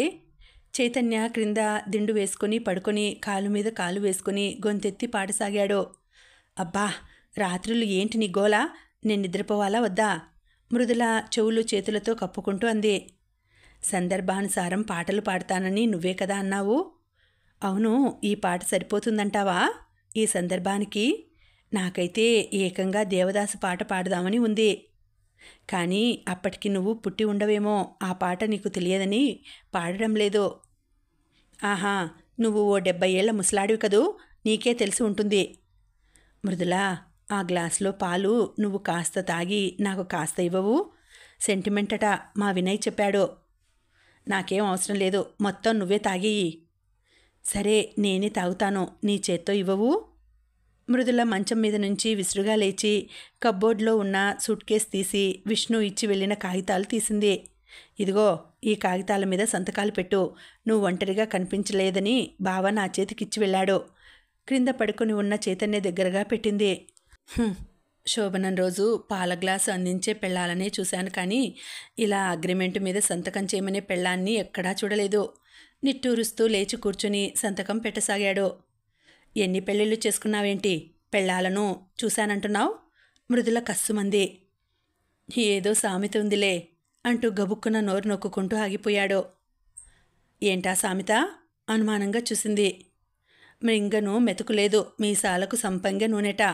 ఒక్క పెళ్ళానికే గతిలేక అగ్రిమెంటు మీద సంతకం చేసి చేసుకుంటున్నాను. పెళ్ళాలు పెళ్ళాలు అన్న మాటను నొక్కి పలికాడు. పక్కున నవ్వింది. చైతన్య గబగబా మంచం క్రింద చుట్టూ వెతకసాగాడు. ఏంటి అంటుండగానే గుర్తుకు వచ్చిందేమో. ఈ వేషాలతోనే పడేశావు, గొనుక్కుంది. ఇది మన ఇల్లే, ముత్యాలు ఇక్కడే పడి ఉంటాయి, ఎవరూ తీసుకోర్లే. ఏంటి, మన ఇల్లా? నిజంగా? మళ్ళీ చెప్పు. ఛా, నాకు బుద్ధి లేదు, నీతో ఎందుకు మాట్లాడుతున్నాను? వెళ్ళి మంచం మీద పడుకుంది. పాల గ్లాసు అందించకపోతే పోయావు, కాసిన్ని ఆ పరుపు మీద మల్లెపూలు నా చాప మీద కూడా చల్లవచ్చు కదా. రేపు వినయ్ గాడిని అడుగుతాను, మంచాన్ని అలంకరించేటప్పుడు ప్రక్కనే చాపను కూడా అలంకరించమని. చాలా సీరియస్గా చెప్తున్నట్లు అన్నాడు. వినయ్ గాడు ఎందుకో పాలు త్రాగమని చాలాసార్లు చెప్పాడు. నువ్వు ఇవ్వలేదని, త్రాగకపోతే ఏమవుతుందో. పడుకున్నవాడల్లా గబుక్కున లేచి వెళ్ళి పాల గ్లాస్ తీసుకుని పాలు తాగి గ్లాసు బల్ల మీద పెట్టేసి చాప మీద పడుకుంటూ, అంతా భ్రాంతియేనా, జీవితాన వెలుగింతేనా, ఆశ నిరాశేనా, మిగిలేది చింతేనా పాడుతూనే కళ్ళు మూసుకున్నాడు. 10 నిమిషాల్లోనే గాఢ నిద్రలోకి జారుకున్న చైతన్య వైపు మృదుల తదేకంగా చూసింది. తెలుపు పంచె, తెలుపు చొక్కాతో చలికి కాబోలు పక్కకు తిరిగి ముడుచుకొని నిద్రపోతున్న చైతన్య ముఖం అందంగా, అమాయకంగా గోచరించింది. ప్రపంచంలో మోసగాళ్ళు ఎక్కువ మంది అందంగా ఉంటారట. ఎక్కడో చదివిన విషయం గుర్తుకు వచ్చింది. బల్ల మీద పాల గ్లాస్ తీసుకొని చూసింది. నిజంగానే అన్నీ తాగేశాడు. అడుగున కొద్దిగా కనిపించాయి. సెంటిమెంటట. చైతన్య మాటలు గుర్తుకు వచ్చాయి. అడుగున ఉన్న ఆ కాసిన్ని పాలు త్రాగి అక్కడ పెట్టేసి ఏసీ చలి లేకుండా సెట్ చేసి వచ్చి పడుకొని నిద్రపోయింది. ఉదయాన్నే 4 గంటలకు తలుపు తట్టిన శబ్దం కావడంతో మెలకువ వచ్చిన చైతన్య లేచి చాప తీసి బీరువా పైన పెట్టి దిండు మృదుల బెడ్ మీద వేసి వెళ్ళి తలుపు తీసి పక్కకు జరిగాడు. ఆవు నెయ్యి ప్యాకెట్ కబ్బోర్డ్లో ఉండిపోయింది బాబు, తీసుకువెళ్దామని జానకి సంజాయిషిగా అంటూ వచ్చి కబ్బోర్డ్లో నుంచి ప్యాకెట్ వెతికి తీసుకుని వెళ్ళిపోయింది. జానకి వెళ్ళగానే తలుపు గడియ పెట్టి వెన్ను తిరగడంతోనే మంచం మీద నుంచి క్రిందకు దిగి సూటిగా కోపంగా చూస్తున్న మృదుల కనిపించింది. ఏంటలా చూస్తున్నావు? వింతగా అడిగాడు. నువ్వేం చేస్తున్నావా అని. మృదుల స్వరంలో కోపం. నేనేం చేశాను? అయోమయంగా చూశాడు. ఇక్కడ చాప ఏది? ఈ దిండు నా బెడ్ మీద ఎందుకు పెట్టావు? స్వరంలో కోపం పదును తగ్గకపోగా కాస్త ఎక్కువైంది. ఓహ్, అదా, ఇప్పుడే అత్తమ్మ అని చెప్పబోతూ ఉన్నట్లుండి ఆగిపోయాడు. ఏం లేదు, తెల్లవారుతోందిగా, ఎవరైనా వస్తారేమో అని నీ జుట్టు కాస్త చెరిపేసి బెడ్ మీద బెడ్షీట్ కాస్త చిందరవందర చేసేద్దామని మంచానికి కట్టిన ఈ మల్లెపూల మాలలు తుంచి గదంతా కాస్త గలబాగా ఉంచుదామని లేచాను. తాపీగా చెప్తున్న చైతన్యను మృదుల వింతగా చూసింది. ఎందుకు? ఈసారి స్వరంలో కోపం స్థానంలో ఆశ్చర్యం నిండిపోయింది. అదే ఇప్పుడే నేను అనుకుంటున్నాను, ఎందుకు అని అంటూ మంచం వైపు చూపిస్తూ, ఇది ఓ 22 ఏళ్ల అమ్మాయి ఒక్కతే ప్రశాంతంగా నిద్రించిన పడకలా ఉందా అంటూ చకచక డ్రెస్సింగ్ టేబుల్ వద్దకు వెళ్ళి డెస్క్లో నుంచి చిన్న అద్దాన్ని తీసుకుని వచ్చి మృదుల ముఖం ముందు ఉంచాడు. ముఖం మీద చెరిగిపోయిన ఆ బొట్టేంటి? చిందరవందరగా ముఖం మీద పడుతున్న ఆ జుట్టేంటి? కంటి కాటుక మరకలు బుగ్గ మీదకి ఎలా వచ్చాయి? శ్రద్ధగా పురాణ కావ్యం వినిపిస్తున్నట్లుగా మాట్లాడుతున్న చైతన్యం చూసి తన ముఖం అద్దంలోకి చూసుకుంటూ కొద్దిగా సిగ్గుపడి అంతలోనే సర్దుకుంది. నేను కుదురుగా పడుకోలేను. నా పక్కన పడుకునేందుకు అమ్మకు కూడా భయం. మోకాళ్లతో కుమ్మేస్తానని చిన్నగా నవ్వింది. మృదుల చిరునవ్వు శృతిమెత్తగా చైతన్య గుండె పొరల్లోకి చొచ్చుకుపోయినట్లు అనిపించింది. నాకు అలాంటి భయం లేదులే, గబుక్కున అనేసి నాలుగు ఖర్చుకున్నాడు. మృదులకు ఒక్క క్షణం చైతన్య ఏమన్నాడో అర్థం కాలేదు. అర్థమైన వెంటనే కోపం కట్టలు తెంచుకుంది. నిన్ను దిండు చేతిలోకి తీసుకుని చైతన్య పైకి దాడి చేయబోతూ, ఛా ఇది కాదు, చుట్టూ చూసి టేబుల్ మీద ఉన్న పూలకుండి చేతిలోకి తీసుకుంది. ఒక్క క్షణంలో జరగబోతున్న ప్రమాదం గ్రహించిన వాడిలా వాష్రూమ్ తలుపు తీసుకుని లోపలకు పరుగుపెట్టి తలుపు వేసుకున్నాడు. వద్దు మావయ్య, నాకు ఆఫీస్కు వెళ్లేందుకు ఎటు బైక్ ఉంది. మృదులకు ఆఫీస్ వారు బస్ పంపిస్తారు. ఎప్పుడైనా బస్సు ప్రాబ్లం అయితే నా బైక్లో దింపుతాను. ఒకవేళ కారు అవసరం అనిపిస్తే లోన్ పెట్టి తీసుకుంటాను. చైతన్య మర్యాదగానే ఖచ్చితంగా చెప్పాడు. అందరూ కలిసి టిఫిన్ చేస్తుండగా సుధాకర్ అల్లుడితో మాట్లాడుతూ కారు తీసివ్వాలని అనుకుంటున్నానని, ఏ కంపెనీ కారు తీసుకోవాలి అన్న విషయం ఇద్దరూ కలిసి నిర్ణయించుకోమని చెప్పారు. ఇవాళ కాకపోతే రేపు అవసరం కావచ్చు. సరదాగా ఎక్కడికైనా వెళ్ళాలనుకున్నా కారు సౌకర్యంగా ఉంటుంది కదా. నేను ఇవ్వడం మీరు తీసుకోవడం తప్పు కాదు చైతన్య. నేను సంపాదించినది అమ్మాయికే కదా. సుధాకర్ నచ్చ చెప్తున్నట్లుగా అన్నాడు.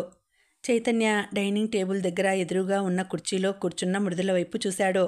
అప్పటి వరకు చైతన్య వైపే చూస్తున్న మృదుల చటుక్కున చూపు తిప్పేసుకుంది.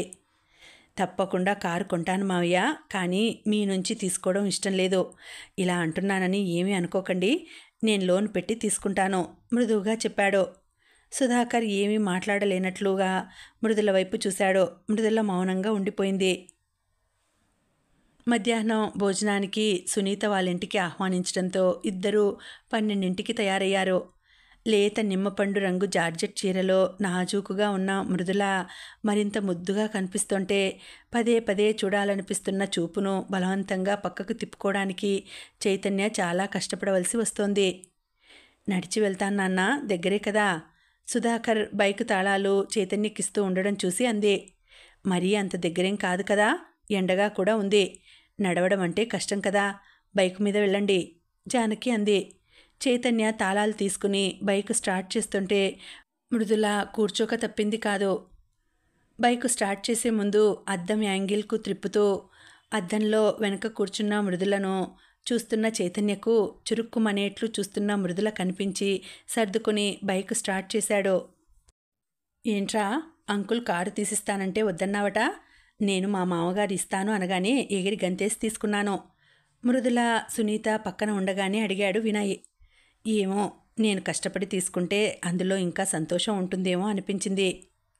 చైతన్య మనసులో ఉన్నది చెప్తున్నట్లుగా అన్నాడు. నువ్వు తీసుకోవాలంటే బాగా ఆలస్యం అవుతుందేమోరా. మీకు ప్రస్తుతం అయితే అవసరం లేదనుకో, కానీ ముందు ముందు అవసరం అవుతుందిరా. సునీత ప్రెగ్నెంట్ అని తెలియగానే డాక్టరు స్కూటీలో వెళ్ళవద్దన్నారు. కారు ఉండబట్టి తనను ఆఫీస్లో వదిలిపెట్టి నేను ఆఫీస్కు వెళ్తూ తనను జాగ్రత్తగా చూసుకోగలుగుతున్నాను. నాకు డాక్టర్ ఆ మాటే చెప్పాలే గాని నేను వెంటనే తల తాకట్టు పెట్టి అయినా తీసుకుంటాలేరా, గబుక్కున అనేశాడు. మృదుల వైపు తిరిగి అంతే కదూ అన్నాడు మృదుల అంగీకారం అడుగుతున్నట్లుగా. మృదుల చురచురలాడుతూ చూసింది. అరే, వాళ్ళను కొన్నాళ్ళైనా సంతోషంగా ఉండనివ్వు వినయ్. ఇప్పటి నుంచి బాదరబందీ ఎందుకు? ఇంకా హనీమూన్ కూడా కానిదే అప్పుడే పిల్లలంటున్నావు. సునీత ఇక ఆపమన్నట్లుగా అంది. అవును, హనీమూన్ ఎక్కడికి ప్లాన్ చేస్తున్నారు? టికెట్లు బుక్ చేసుకున్నారా? వినయ్ అడిగాడు. చైతన్య మౌనంగా ఉండిపోయాడు. ఏమిట్రా, పెళ్ళి అనగానే ముందుగా ఇవన్నీ ప్లాన్ చేసుకోవాలి కదా. ఓ, తెగ కబుర్లు చెప్పేవాడివి. వింతగా చూశాడు వినయ్. ఆఫీసులో సెలవు దొరకలేదురా. నాకు లీవు ఇస్తానన్న రోజులలో మృదులకు దొరకడం లేదు. తనకు దొరికిన రోజులలో నాకు లీవు ఇవ్వడం లేదు. ఇద్దరికీ కుదిరితేనే హనీమూన్, నర్మగర్భంగా అంటూ మృదుల వైపు చూశాడు. మృదులకు కోపంగా చూసేందుకు కూడా అలుపు వచ్చినట్లుగా ఆగిపోయింది. ఇవాళైనా నీ చేత్తో పాలందిస్తావా? నిన్నటిలా నేనే తీసుకొని తాగాలా? అంటూనే బల్ల మీద పాల గ్లాస్ తీసుకుని ఓ గుటక వేసి మన పెద్దవాళ్ళు చెప్పేవన్నీ అబద్ధాలే అన్నాడు.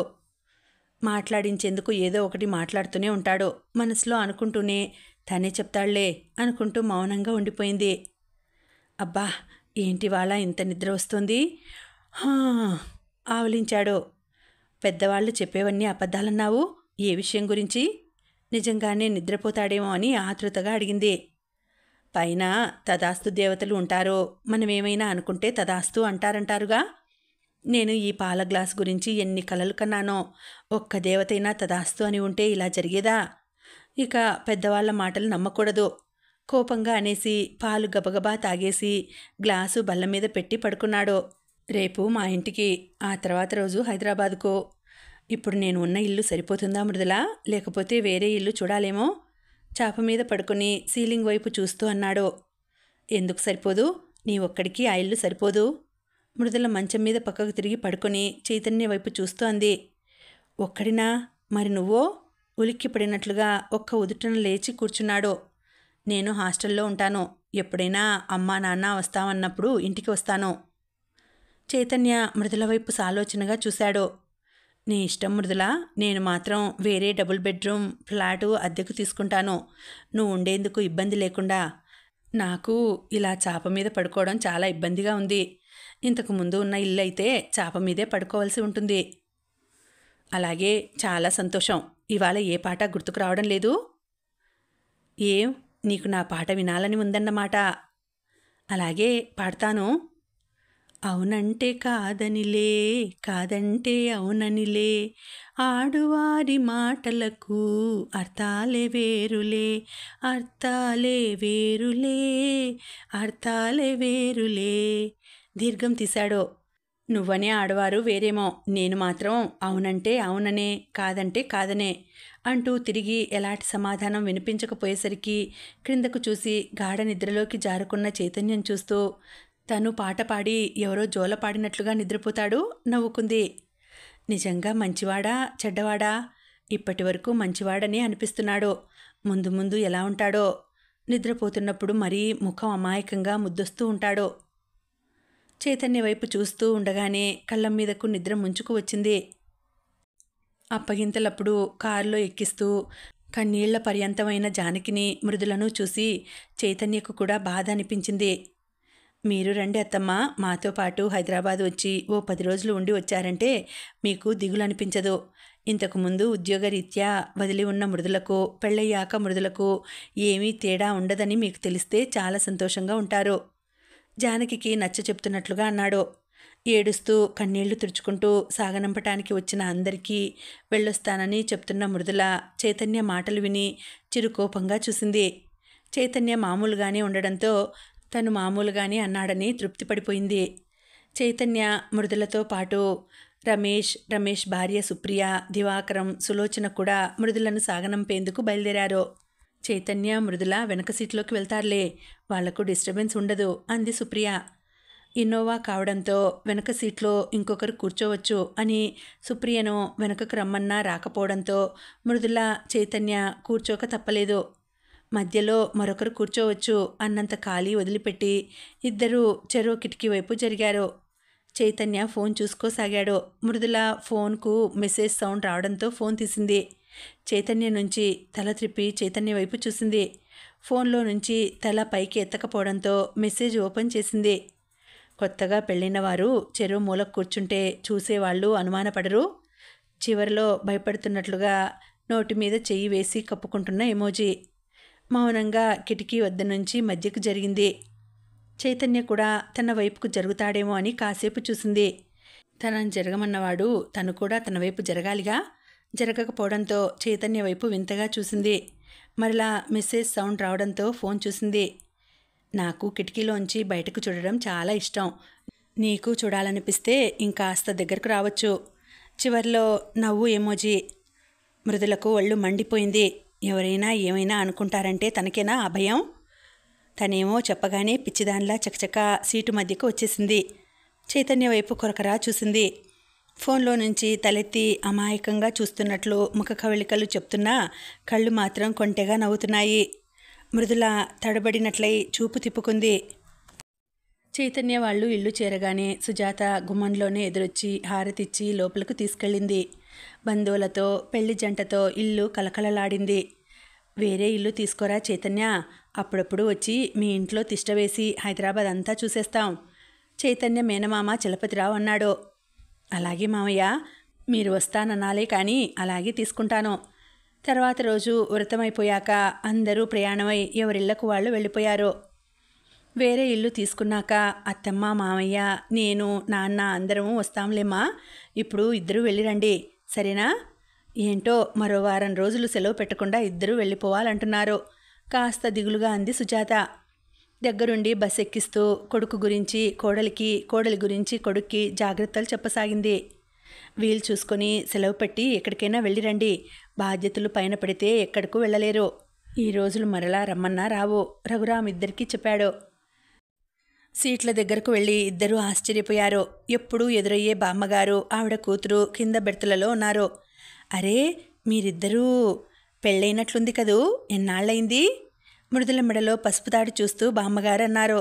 రారా ఇలా కూర్చో, నువ్వు కూడా కూర్చో అబ్బాయి, మీ ఇద్దరినీ చూస్తే నాకు చాలా సంతోషంగా ఉంది. అప్పుడప్పుడు మా అమ్మాయితో కూడా వాళ్ళిద్దరూ ఎలా ఉన్నారో, పెళ్ళయిందో లేదో అన్నాను కదటే. వాళ్ళ అమ్మాయిని చూస్తూ ప్రశ్నించారు. మీరెలా ఉన్నారు బామ్మగారు? చైతన్య మృదులకు ఎదురుగా బామ్మగారి కూతురు పక్కన కూర్చుంటూ అడిగాడు. బాగున్నాను బాబు, పెళ్ళయి ఎక్కువ కాలం అయినట్లు లేదుగా, పసుపు తాడు కూడా మార్చుకున్నట్లు లేదే, 16 రోజుల పండుగ అయిందా? అప్పుడే ఉద్యోగాలకు బయలుదేరారు, 4 రోజులైనా సరదాగా గడపకుండా. అమ్మా, కూతురు మందలింపుగా చూసింది. ఓ 10 రోజులయ్యాక వీలు చూసుకొని మరలా వస్తాం బామ్మ, చైతన్య వినయంగా అన్నాడు. పాపం, ఆ రోజు నువ్వు బస్సు ఎక్కించి వెళ్తుంటే పిచ్చి పిల్ల ఎలా ఏడ్చిందో, బామ్మగారు మృదుల బుగ్గలు పుణుకుతూ అంది. చైతన్య గుండెల్లో ప్రేమను కళ్ళల్లోకి వంపుకొని మృదుల వైపు తన్మయంగా చూశాడు. మృదుల ఎక్కడ ఆ ప్రేమ తన గుండెల్లో చొరబడుతుందో అన్నట్లు చటుక్కున కళ్ళు తిప్పుకుంది. ఏమైనా తెచ్చుకున్నారా అబ్బాయి తినేందుకు? అమ్మాయి ఏదో ప్యాక్ చేసి ఇచ్చింది బామ్మ. నువ్వు అమ్మాయి పక్కకురా, నేను మా అమ్మాయి దగ్గర కూర్చుంటాను, తిన్నాక పై బెర్త్ మీదకు వెళ్ళవచ్చు. బామ్మ లేచి రాగానే చైతన్య మృదుల ఉన్న బెర్త్ మీదకు వెళ్ళి క్రింద పెట్టిన బ్యాగ్లోంచి తల్లి పెట్టిన టిఫిన్ బాక్స్ తీసి తెల్లబోయాడు. ఇదేంటి, ఒక్క బాక్సే ఉంది, అమ్మ మర్చిపోయిందా? ఫోన్ రింగ్ అవుతుంటే తీశాడు. చైతన్య, టిఫిన్ బాక్స్ ఒక్కటే పెట్టానురా, తీరా ఇప్పుడు చూస్తే 2వ బాక్సు ఇక్కడే ఉంది, పచ్చళ్ళు స్వీట్లు పెట్టడంలో మర్చిపోయాను, ఇద్దరూ తినేయండి, ఆకలి తీరకపోతే పండ్లు ఉన్నాయి చూడండి. పర్లేదమ్మా, ఉంటాను మరి. మృదుల, నువ్వు తిను ముందు, తర్వాత నేను తింటాను, బాక్సు మృదులకిస్తూ చెప్పాడు. నువ్వు తిను, తర్వాత నేను తింటాను, మృదువుగా తిరస్కరించింది. నాకిప్పుడు పెద్ద ఆకలిగా కూడా లేదు, నువ్వు తిను మృదుల, ప్రతిమాలుతూ అన్నాడు. ఒకరి తర్వాత ఒకరు తినడమేంట్రా అబ్బాయి, ఇద్దరూ ఒకేసారి తినొచ్చు కదా, పెళ్లికి ముందు నేనున్నానని భయపడ్డారు, ఇప్పుడు నేనేం అననులే కానివ్వండి. బామ్మగారు అంటుంటే కూతురుగారు మోచేత్తో పొడవడంతో బలవంతంగా అటువైపు తిరిగింది. బాక్సు మృదుల చేతిలో పెడుతూ కళ్ళతో తినమన్నట్లుగా సైగ చేశాడు. మృదుల మౌనంగా బాక్సు మరలా చైతన్య చేతిలో పెట్టేసింది. చైతన్య ఏమీ చేయలేనట్లుగా బాక్సు బ్యాగ్లో పెట్టేశాడు. బామ్మగారు తిని మంచినీళ్లు తాగుతూ, ఏంటరా అప్పుడే తినేశారా? తిన్నట్లే లేదే, ఏంటి ఏదైనా గొడవపడ్డారా? బాక్సు తీసి తినిపించవే అమ్మాయి, కొత్తగా పెళ్ళైన దంపతులు అలా ఆకలితో పడుకోకూడదు అంది. అబ్బా అమ్మా, అన్నీ నీకే కావాలి, కూతురు విసుక్కోవడంతో తినమన్నట్లుగా కూతురు చూడకుండా చేతితో సైగ చేసింది ఇద్దరికీ. చైతన్యకు ఆవిడని చూసి జాలనిపించి మరలా బాక్స్ తీశాడు. స్పూన్తో మృదులకు అందించడంతో మృదుల కూడా విధి లేనట్లు బాక్సు చేతికి తీసుకొని సగం తిని బాక్సు చైతన్యకు అందించింది. ప్రయాణం మధ్యలో రెస్ట్ రూమ్కు వెళ్లేందుకు బస్సు ఆపడంతో బెర్త్ మీద నుంచి దిగుతూ చైతన్య వైపు చూసింది. గాఢ నిద్రలో ఉన్నాడు. క్రింద బెర్తులలో బామ్మగారు కూతురు కూడా మంచి నిద్రలో ఉన్నారు. క్రిందికి దిగి చూసేసరికి మగవారు మాత్రమే దిగి ఉండడం చూసి వెనక్కి తిరుగుదామా అనుకునేంతలో, అదిగో రెస్ట్ రూమ్స్ అక్కడ ఉన్నాయి, వెళ్ళండి, బస్సు క్లీనరు ఎదురుగా ఉన్న డాబా పక్కన ఖాళీ స్థలంలో ఉన్న 2 రెస్ట్ రూమ్స్ చూపిస్తూ అన్నాడు. దిగినవారు కొందరు డాబా ముందు ఉన్న చిన్న షాపులో సిగరెట్స్ గుట్కాలు కొని పీల్చేవారు పీలుస్తూ నమిలేవారు నములుతూ ఉన్నారు. ఖాళీ స్థలంలో అంతా చెట్లు ముళ్ళ పొదలు మధ్య అందరూ నడిచి వెళ్ళగా పడిన సన్నని కాలిబాట. నడిచి వెళుతూ మధ్య మధ్యలో వెనక్కి తిరిగి బస్సు వైపు చూస్తూ రెస్ట్ రూమ్ దగ్గరకు చేరుకుంది. తలుపు తీయబోయింది. లోపల ఎవరో ఉన్నట్లుగా తలుపు రాలేదు. వేచి చూస్తూ బయటే కాసేపు నిల్చుంది. నీళ్ల శబ్దం లాంటివేమీ రాకపోవడంతో తలుపు వైపు అనుమానంగా చూసింది. లోపల ఎవరైనా ఉన్నారా లేదా? తలుపు తడితే ఎలాంటి శబ్దమూ లేకపోవడంతో హ్యాండిల్ పట్టుకొని లాగింది. తలుపు తెరుచుకుంది. లోపల ఎవ్వరూ లేరు. తలుపు కాస్త క్రిందకు జారి నేలను తాకుతూ ఉండడంతో గట్టిగా ఉండి చిన్నగా లాగినందువల్ల ఇంతకు ముందు రాలేదని అర్థమైంది. లోపలికి వెళ్ళి గడియ పెట్టుకోబోతుండగా బయట బస్సులలో నుంచి దిగి సిగరెట్లు కాలుస్తున్నవారు బస్సు వైపు వెళ్ళడం కనిపించింది. బయట చెప్పులకు అంటిన మట్టిని కూడా నీటుగా కడిగి రెస్ట్ రూమ్ బయటకు వచ్చి నివ్వరపోయింది. రోడ్డు మీద బస్సు కనిపించలేదు. దూరంగా హారన్ ఇస్తూ వెళ్తున్న బస్సు కనిపించి గబగబా రోడ్డు మీదకు పరుగు తీసింది. అయ్యో, ఏం చేయడం? ఈ హైవే మీద ఈ సమయంలో ట్రావెల్స్ బస్సులు తప్పితే మరేవి కనిపించవు. చైతన్యకు ఫోన్ చేస్తే ఒక్క క్షణం గుండె జారిపోయింది. పర్సు, ఫోను బస్సులోనే ఉండిపోయాయి. చుట్టూ చూసింది. పాన్ షాప్ యజమాని మృదుల వైపే చూస్తూ కనిపించాడు. డాబాలో కూడా ఎవరైనా ఉన్నారో లేదో తెలియడం లేదు. అర్ధరాత్రి 2:30 అయి ఉంటుంది. గబగబా షాపు వైపు పరుగు పెట్టింది. కాస్త ఫోన్ ఉంటే ఇస్తారా? ఒక్క కాల్ చేసుకోవాలి కంగారుగా అడిగింది. బస్సు వెళ్ళిపోయిందా? ఇలాంటి చోట్ల ఆపినప్పుడు ఎవరెవరు దిగారు, దిగిన వారంతా ఎక్కారా లేదా అనే ఆలోచనే ఉండదు ఈ ట్రావెల్స్ వాళ్లకు అంటూ ఫోను అన్లాక్ చేసి ఇచ్చాడు. వణుకుతున్న చేతులతో చైతన్య నెంబర్ డయల్ చేస్తుంటే ఒక నెంబరు ప్రెస్ చేయబోతుంటే ఒక నెంబర్ పడసాగింది. చేతులు అదుపులోకి తెచ్చుకుంటూ నెంబరు ప్రెస్ చేసింది. ఈ నెంబరు కాల్ చేయడానికి మీ ఫోన్లో సరిపడా బ్యాలెన్స్ లేదు. తర్వాత వినే ఓపిక లేదన్నట్లు ఫోను షాపు అతనికి ఇచ్చేసింది.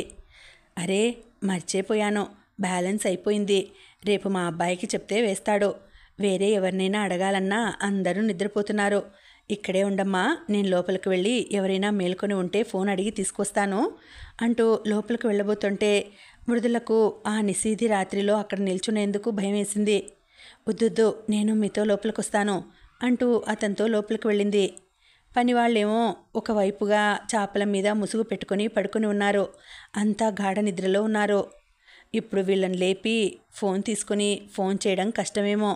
వెనకే ఏదైనా ట్రావెల్స్ కనిపిస్తే ఎక్కి వెళ్తే సరి.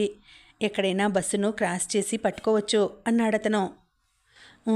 వేరే బస్సు ఎక్కి వెళ్ళాలన్నా నా పర్సు బస్సులో ఉండిపోయింది. బస్సులో మా వారున్నారు, ఆయనకు ఫోన్ చేస్తాను. ఫోన్ ఇస్తే చాలు. మృదుల ఏడుపును కంఠంలో అదిమి పెడుతోంది. మధ్యలో రెస్ట్ రూమ్కు ఎవరైనా దిగుతుంటేనే దిగండి. పెళ్లికి ముందు బస్సు ఎక్కించి వెళుతూ చైతన్య చెప్పిన జాగ్రత్తలు గుర్తుకు వచ్చాయి. ఇప్పుడు పక్కనే ఉండి కూడా గుర్రు పెట్టి నిద్రపోయాడు. కోపంలో తిట్టుకోబోయి ఆగింది. తనే చైతన్యం లేపవచ్చుగా. షాపతను ఎవరినీ లేపేందుకు ఇష్టపడినట్లుగా ఉన్నాడు. వాళ్ళంతా తాగి పడుకుని ఉన్నారు మేడం, వాళ్ళని లేపకపోవడమే మంచిది. కొద్దిగా తటపటాయిస్తూనే అసలు విషయం చెప్పేశాడు. మృదులకు ఒక్క క్షణం భయంతో ఒళ్ళు జలధరించింది. ఇంతలో పడుకున్న వాళ్ళలో ఒక అతనికి మెలకువ వచ్చింది. కళ్ల ముందు అమ్మాయి కనిపించగానే గబుక్కున లేచి కూర్చొని కళ్ళు నులుముకున్నాడు. ఏంటి భాస్కర్ అడిగాడు షాపతనిని కళ్ళు మృదుల మీద నుంచి పక్కకు తిప్పకుండానే. హైదరాబాద్ వెళ్ళే ట్రావెల్స్ వాళ్ళు ఈ మేడం దిగింది చూసుకోకుండా వెళ్ళిపోయారు. దానిలో వీళ్ళ ఆయన ఉన్నారట. ఒక్క ఫోన్ చేసుకుంటానంటున్నారు. నా ఫోన్లో బ్యాలెన్స్ అయిపోయింది. ఫోన్ అడుగుదామని వస్తే అందరూ నిద్రపోతున్నారు. అయ్యో, నా ఫోన్ ఇంట్లో పెట్టి వచ్చానే. అయినా ఇప్పుడు ఫోన్ చేసినా ఆయన మాత్రం ఏం చేయగలరు? ఈ రాత్రికి ఇక్కడే పడుకొని రేపు ఉదయం ఏదో ఒక వెహికల్ పట్టుకొని వెళ్ళిపోవడం మంచిది. మా ఇంట్లో మా ఆవిడ పిల్లల దగ్గర వదిలి వస్తాను. అక్కడ పడుకుని ఉదయాన్నే వెళ్ళవచ్చు. ఇక్కడికి దగ్గరేగా, ఎంత బండిలో 10 నిమిషాల ప్రయాణం. మరలా అతనే అన్నాడు. నిన్న మీ ఆవిడ పిల్లల్ని తీసుకుని వాళ్ళ అన్న దగ్గరకు వెళ్ళిందని చెప్పావు కదరా నాకు. పక్కనే దుప్పటి తొలగించి ఎర్రగా ఉన్న కళ్ళు విప్పి మృదులను తేరిపారా చూస్తూ అన్నాడు ఇంకొకడు.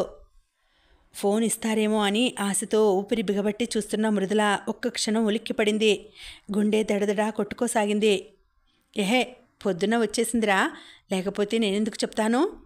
షాపతను వాళ్ళని చూడకుండా మృదులను చూసి బయటకు వెళ్ళమన్నట్లు సైగ చేశాడు. వద్దు, వెళ్తాను అంటూ బయటకు కదిలింది.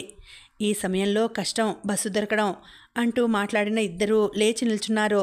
మృదులకు గుండె వేగం ఎక్కువైంది. ఏం జరగబోతోంది? తను క్షేమంగా ఇల్లు చేరుకుంటుందా? చైతన్య గుర్తుకు వచ్చాడు. ఏమైపోతాడు? కాళ్ళల్లో శక్తి లేనట్లుగా, అడుగు తీసి అడుగు వేయలేనట్లుగా, నీరసంగా కూలబడిపోతుందేమో అనిపించింది. ఇంతలో బయట ఏదో బస్సు శబ్దం. ఏదో బస్సు వచ్చినట్లుంది, వాళ్ళను కాస్త ప్రాధేయపడి ఎక్కియండి మేడం, షాపతను సలహా ఇచ్చాడు. గబగబా బయటకు వచ్చింది. మృదులా! పిచ్చిగా కేక పెట్టిన చైతన్య స్వరం వినిపించింది. బస్సు రోడ్డు మీద ఆగి ఉంది. చైతన్య బస్సు దిగి డాబా ముందు నిల్చుని వేసిన కేక నిర్మానుష్యమైన ఆ ప్రదేశంలో మారుమ్రోగింది. చైతన్యం చూడగానే ఒక్కసారిగా పరుగు తీసి చైతన్యను అల్లుకుపోయింది. ఎంత భయపడ్డానో, మరలా కనిపిస్తావో లేదో అని. హడలిపోయాను. నాకు చెప్పకుండా ఎందుకు దిగిపోయావు? మృదులను ఒక్కసారిగా హృదయానికి హత్తుకుంటూ మృదుల ముఖాన్ని ముద్దుల వర్షంతో తడిపేస్తున్న చైతన్య కంఠం బొంగురుగా పలికింది. మృదుల చెంపలకు చైతన్య కన్నీళ్లు వెచ్చగా తగిలాయి. మీ వల్ల అయినా ఆలస్యం చాలు, ఇకనైనా రండి. డ్రైవర్ గొంతు, దాంతోపాటు హారన్ మ్రోతా వినిపించడంతో ఇద్దరూ ఉలిక్కిపడి ఒకరి ముఖంలోకి ఒకరు చూసుకుంటూ సిగ్గుపడ్డారు. గబగబా షాపతనికి కృతజ్ఞతలు చెప్పి వచ్చి బస్సు ఎక్కింది. వెనుకే చైతన్య ఎక్కుతుంటే, చదువుకున్న వారే ఉండి కూడా ఇలా ఎలా చేస్తారో, డ్రైవరుకు కనీసం భర్తకైనా చెప్పి వెళ్ళాలని తెలియదు. మనకు ఓ అరగంట సమయం, బస్సు వాళ్లకు ఆయిల్ వృధా, ఒక పెద్ద మనిషి అంటున్నాడు. ఈ అబ్బాయి చేసిన హడావిడికి నిద్రంతా పాడైపోయింది, ఒక ఆయన ఆవలిస్తూ అన్నాడు. నాకు రేపు 9ంటికి ఇంటర్వ్యూ ఉంది, టైంకు చేరగలనో లేదో అనుకుంటుంటే మధ్యలో మరలా ఈ గోల ఒకటి, విసుక్కున్నాడు ఓ యువకుడు. మౌనంగా ఎవరి బెర్త్ మీదకు వారు ఎక్కి పడుకున్నారు. సీట్లో కూర్చుని ఉన్న బామ్మ, చెప్పకుండా ఎందుకు వెళ్ళావే అమ్మాయి? మీ ఆయన డ్రైవర్ను కొట్టినంత పని చేశాడు. బస్సు వెనక్కి తిప్పడానికి వీల్లేదన్న వారిని చంపేస్తాడేమో అనిపించింది. అదిగో ఇప్పుడు ఆ ఇంటర్వ్యూ అంటున్నాడే, ఆ కుర్రాడిని 4 వడ్డించాడు కూడా. అందరూ అడ్డుకోబట్టి సరిపోయింది, చిన్నగా చెప్పింది పైకి చూస్తూ. పడుకొని పక్కకు తిరిగి ఎదురుగా తనని ఆర్తిగా చూస్తున్న చైతన్యను అలాగే చూస్తూ ఉన్న మృదుల కళ్ళలో ఎందుకో నీళ్లు తిరిగాయి. గబుక్కున కళ్ళు మూసుకుంది. ఓ 5 నిమిషాల తర్వాత కళ్ళు తెరిచిన మృదులకు చైతన్య తదేకంగా తననే చూస్తూ ఉండడం కనిపించి, పడుకో, నిద్రపో చైతన్య అంది మృదువుగా. ఊహూ, నిద్ర పట్టడం లేదు, కళ్ళు మూస్తే నువ్వెక్కడ మాయమైపోతావేమో అని భయమేస్తోంది. చిన్నపిల్లాడిలా అంటున్న చైతన్య అమాయకంగా కనిపించాడు. ఎక్కడికి వెళ్ళను, నిద్రపో, జోలపాడాలా? చిన్నగా గుసగుసగా అంది. ఎవరో మేం మేల్కొనే ఉన్నామన్నట్లుగా దగ్గిన చప్పుడు కావడంతో ఇద్దరూ గబుక్కున కళ్ళు మూసుకున్నారు. చైతన్య మృదులల కొత్త జీవితం ప్రారంభమైంది. ఏమనుకుందో గాని మృదుల హాస్టల్కు వెళ్తానని అయితే అనలేదు. చైతన్య ఉదయాన్నే లేచి కాఫీ పెట్టి తను తాగుతూ మృదులకు ఒక కప్పు ఇచ్చేవాడు. వచ్చి రాని వంట ప్రయోగాలు చేయబోతుంటే కూరగాయలు తరిగి ఇవ్వమని తనే వంట చేయసాగింది. చకచక ఇద్దరూ కలిసి వంట చేసుకోవడం, క్యారియర్లు సర్దుకోవడం, ఆఫీస్కు ఉరుకులు పరుగులతో ఆఫీస్కు బయలుదేరడం. చైతన్యకు ఆఫీస్లో వర్క్ పెరిగినట్లుగా ఉంది. ఇంటికి వచ్చాక కూడా వీడియో కాల్స్తో బిజీగా ఉంటున్నాడు. శని ఆదివారాల్లో ఇంటికి కావలసిన సరుకులు తెచ్చుకోవడం, కొత్త ఇంటి కోసం గాలింపులు. ఓ వారం గడిచేసరికి ఆఫీస్కు దగ్గరగా అపార్ట్మెంట్లో ఫ్లాట్ చూసి అడ్వాన్స్ ఇచ్చారు. అనుకున్న ప్రకారం మృదుల ఇంటి కోసం ఎక్కడ ఏం కొన్నా సగం షేర్ చేసుకోసాగింది. ఇంటికి అడ్వాన్స్ కూడా తన సగం ఇచ్చేసింది. మృదుల రోజు ఆఫీస్ బస్సులోనే వెళ్తూ వస్తోంది. మధ్యలో ఓ శనివారం ఊరు వెళ్ళి వచ్చేశారు. ఫ్లాట్లోకి మారేటప్పుడు చైతన్య మృదుల ఆఫీస్కు సెలవు పెట్టి సామాను సర్దుతుండగా శరణ్య వచ్చింది. ఒక్కసారిగా శరణ్యం చూడగానే మృదుల ఆశ్చర్యంతో పాటు ఆనందానికి కూడా గురైంది. హాయ్ శరణ్య, పరిగెత్తుకుంటూ వెళ్ళి కౌగిలించుకుని ముద్దు పెట్టుకుంది. ఎవరికి ఏమివ్వాలో తెలియదు, ఇంట్లో వారికి ఇవ్వవలసినవి బయట వారికి ఇస్తారేమిటో గొనిగాడు చైతన్య. మృదుల చెవిలో పడకూడదనుకున్నా పడడంతో ఉరిమి చూసింది. ఏంటి చైతన్య, మీ గురించి ఆఫీస్లో రూమర్స్ వినిపిస్తున్నాయి? శరణ్య తను కూడా సామాను సర్దడంలో సహాయపడుతూ అంది. నా గురించా? ఏమిటో కాస్త ఆశ్చర్యంగా అడిగాడు. పెళ్ళయ్యాక వర్క్లో సిన్సియారిటీ బాగా పెరిగిందట. ఎవరికైనా పెళ్ళయ్యాక తెలివితేటలు తగ్గిపోతాయట. మీరు మాత్రం చాలా షార్ప్గా ఉన్నారట. ఇంతకుముందు తన బుర్ర ఒకటేగా, ఇప్పుడు నా బుర్ర కూడా తింటున్నాడుగా, అందువల్ల ఏంటుంది మృదుల ఓరగా చూస్తూ అంది. అలా అయితే నీ తెలివితేటలు తగ్గిపోవాలిగా. అయితే మీ ఆఫీస్లో అడగాలి, టకీమని సమాధానం ఇచ్చాడు. అవును శరణ్య, నువ్వు ఆఫీస్కు వెళ్ళలేదు? ఇల్లు సర్దడంలో సహాయం చేయమని అడిగారు మీ శ్రీవారు, అందుకే సెలవు పెట్టి వచ్చాను. అవునా, ఎందుకు శరణ్య అనవసరంగా సెలవు పెట్టడం? మేము నెమ్మదిగా సర్దుకునే వాళ్ళం కదా. ఇందులో నా స్వార్థం కూడా ఉందిలేవే. నీకు సహాయం చేస్తే నాకు కూడా చైతన్య ఆఫీస్లో సహాయం చేస్తారని అంది శరణ్య. మరి మీరు సహాయం చేస్తేనే కదూ ఇప్పటి వరకు నేను మీ వర్క్ చేసి పెట్టింది అన్నాడు నవ్వుతూ. ఓహో, చైతన్య రాత్రులు కూడా 12 వరకు మేల్కొని వర్క్ చేయడం శరణ్యకు సాయంగానా?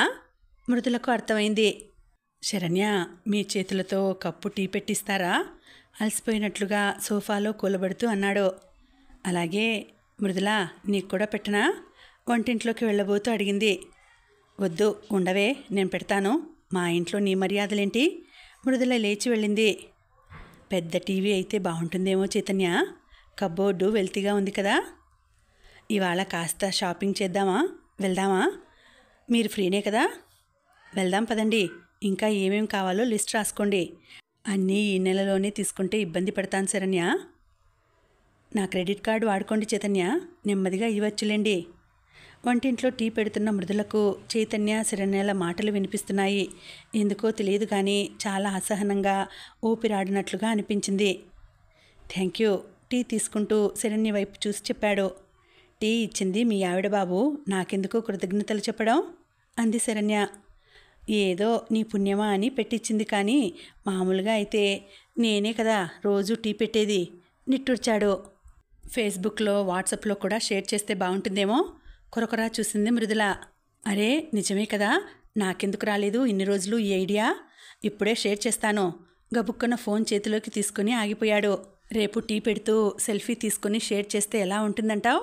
బాగుంటుంది కదూ అన్నాడు. మృదుల చిరుకోపంగా చూసింది. శరణ్య పక్కున నవ్వింది. సరే శరణ్య, వెళ్దాం పదండి.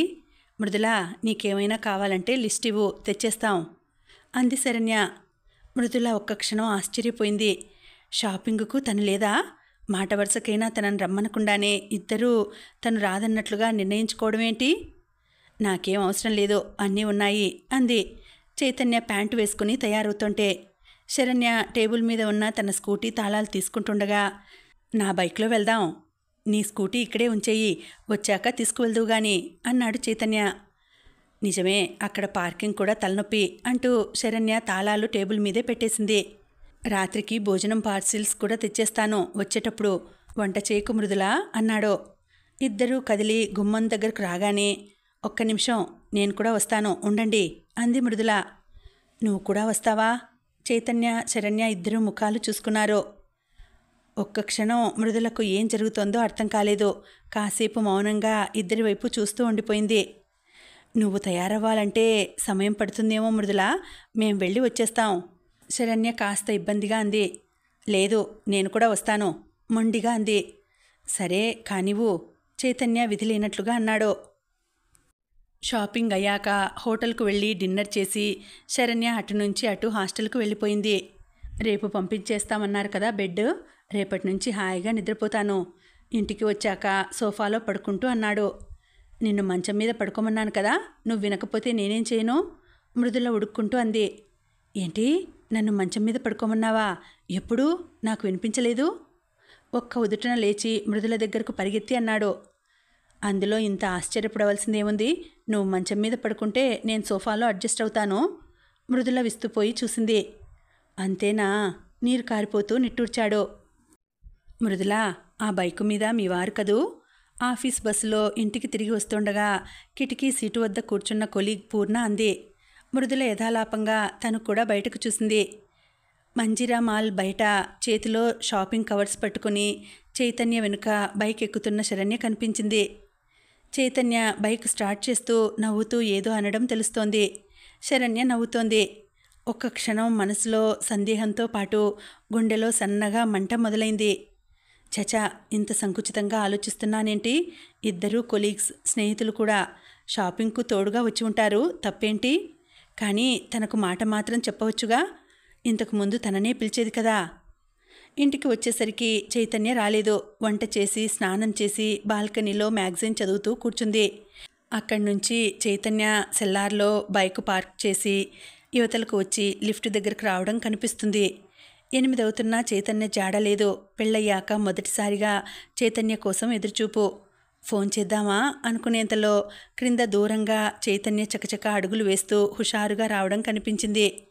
చేతిలో ఎలాంటి కవర్లు లేవు. అంతా శరణ్య షాపింగే లాగుంది. వెళ్ళి తలుపు తీసి మరలా బాల్కనీలోకి వచ్చింది. చైతన్య స్నానం చేసి వంటింట్లోకి వెళ్ళి చూశాడు.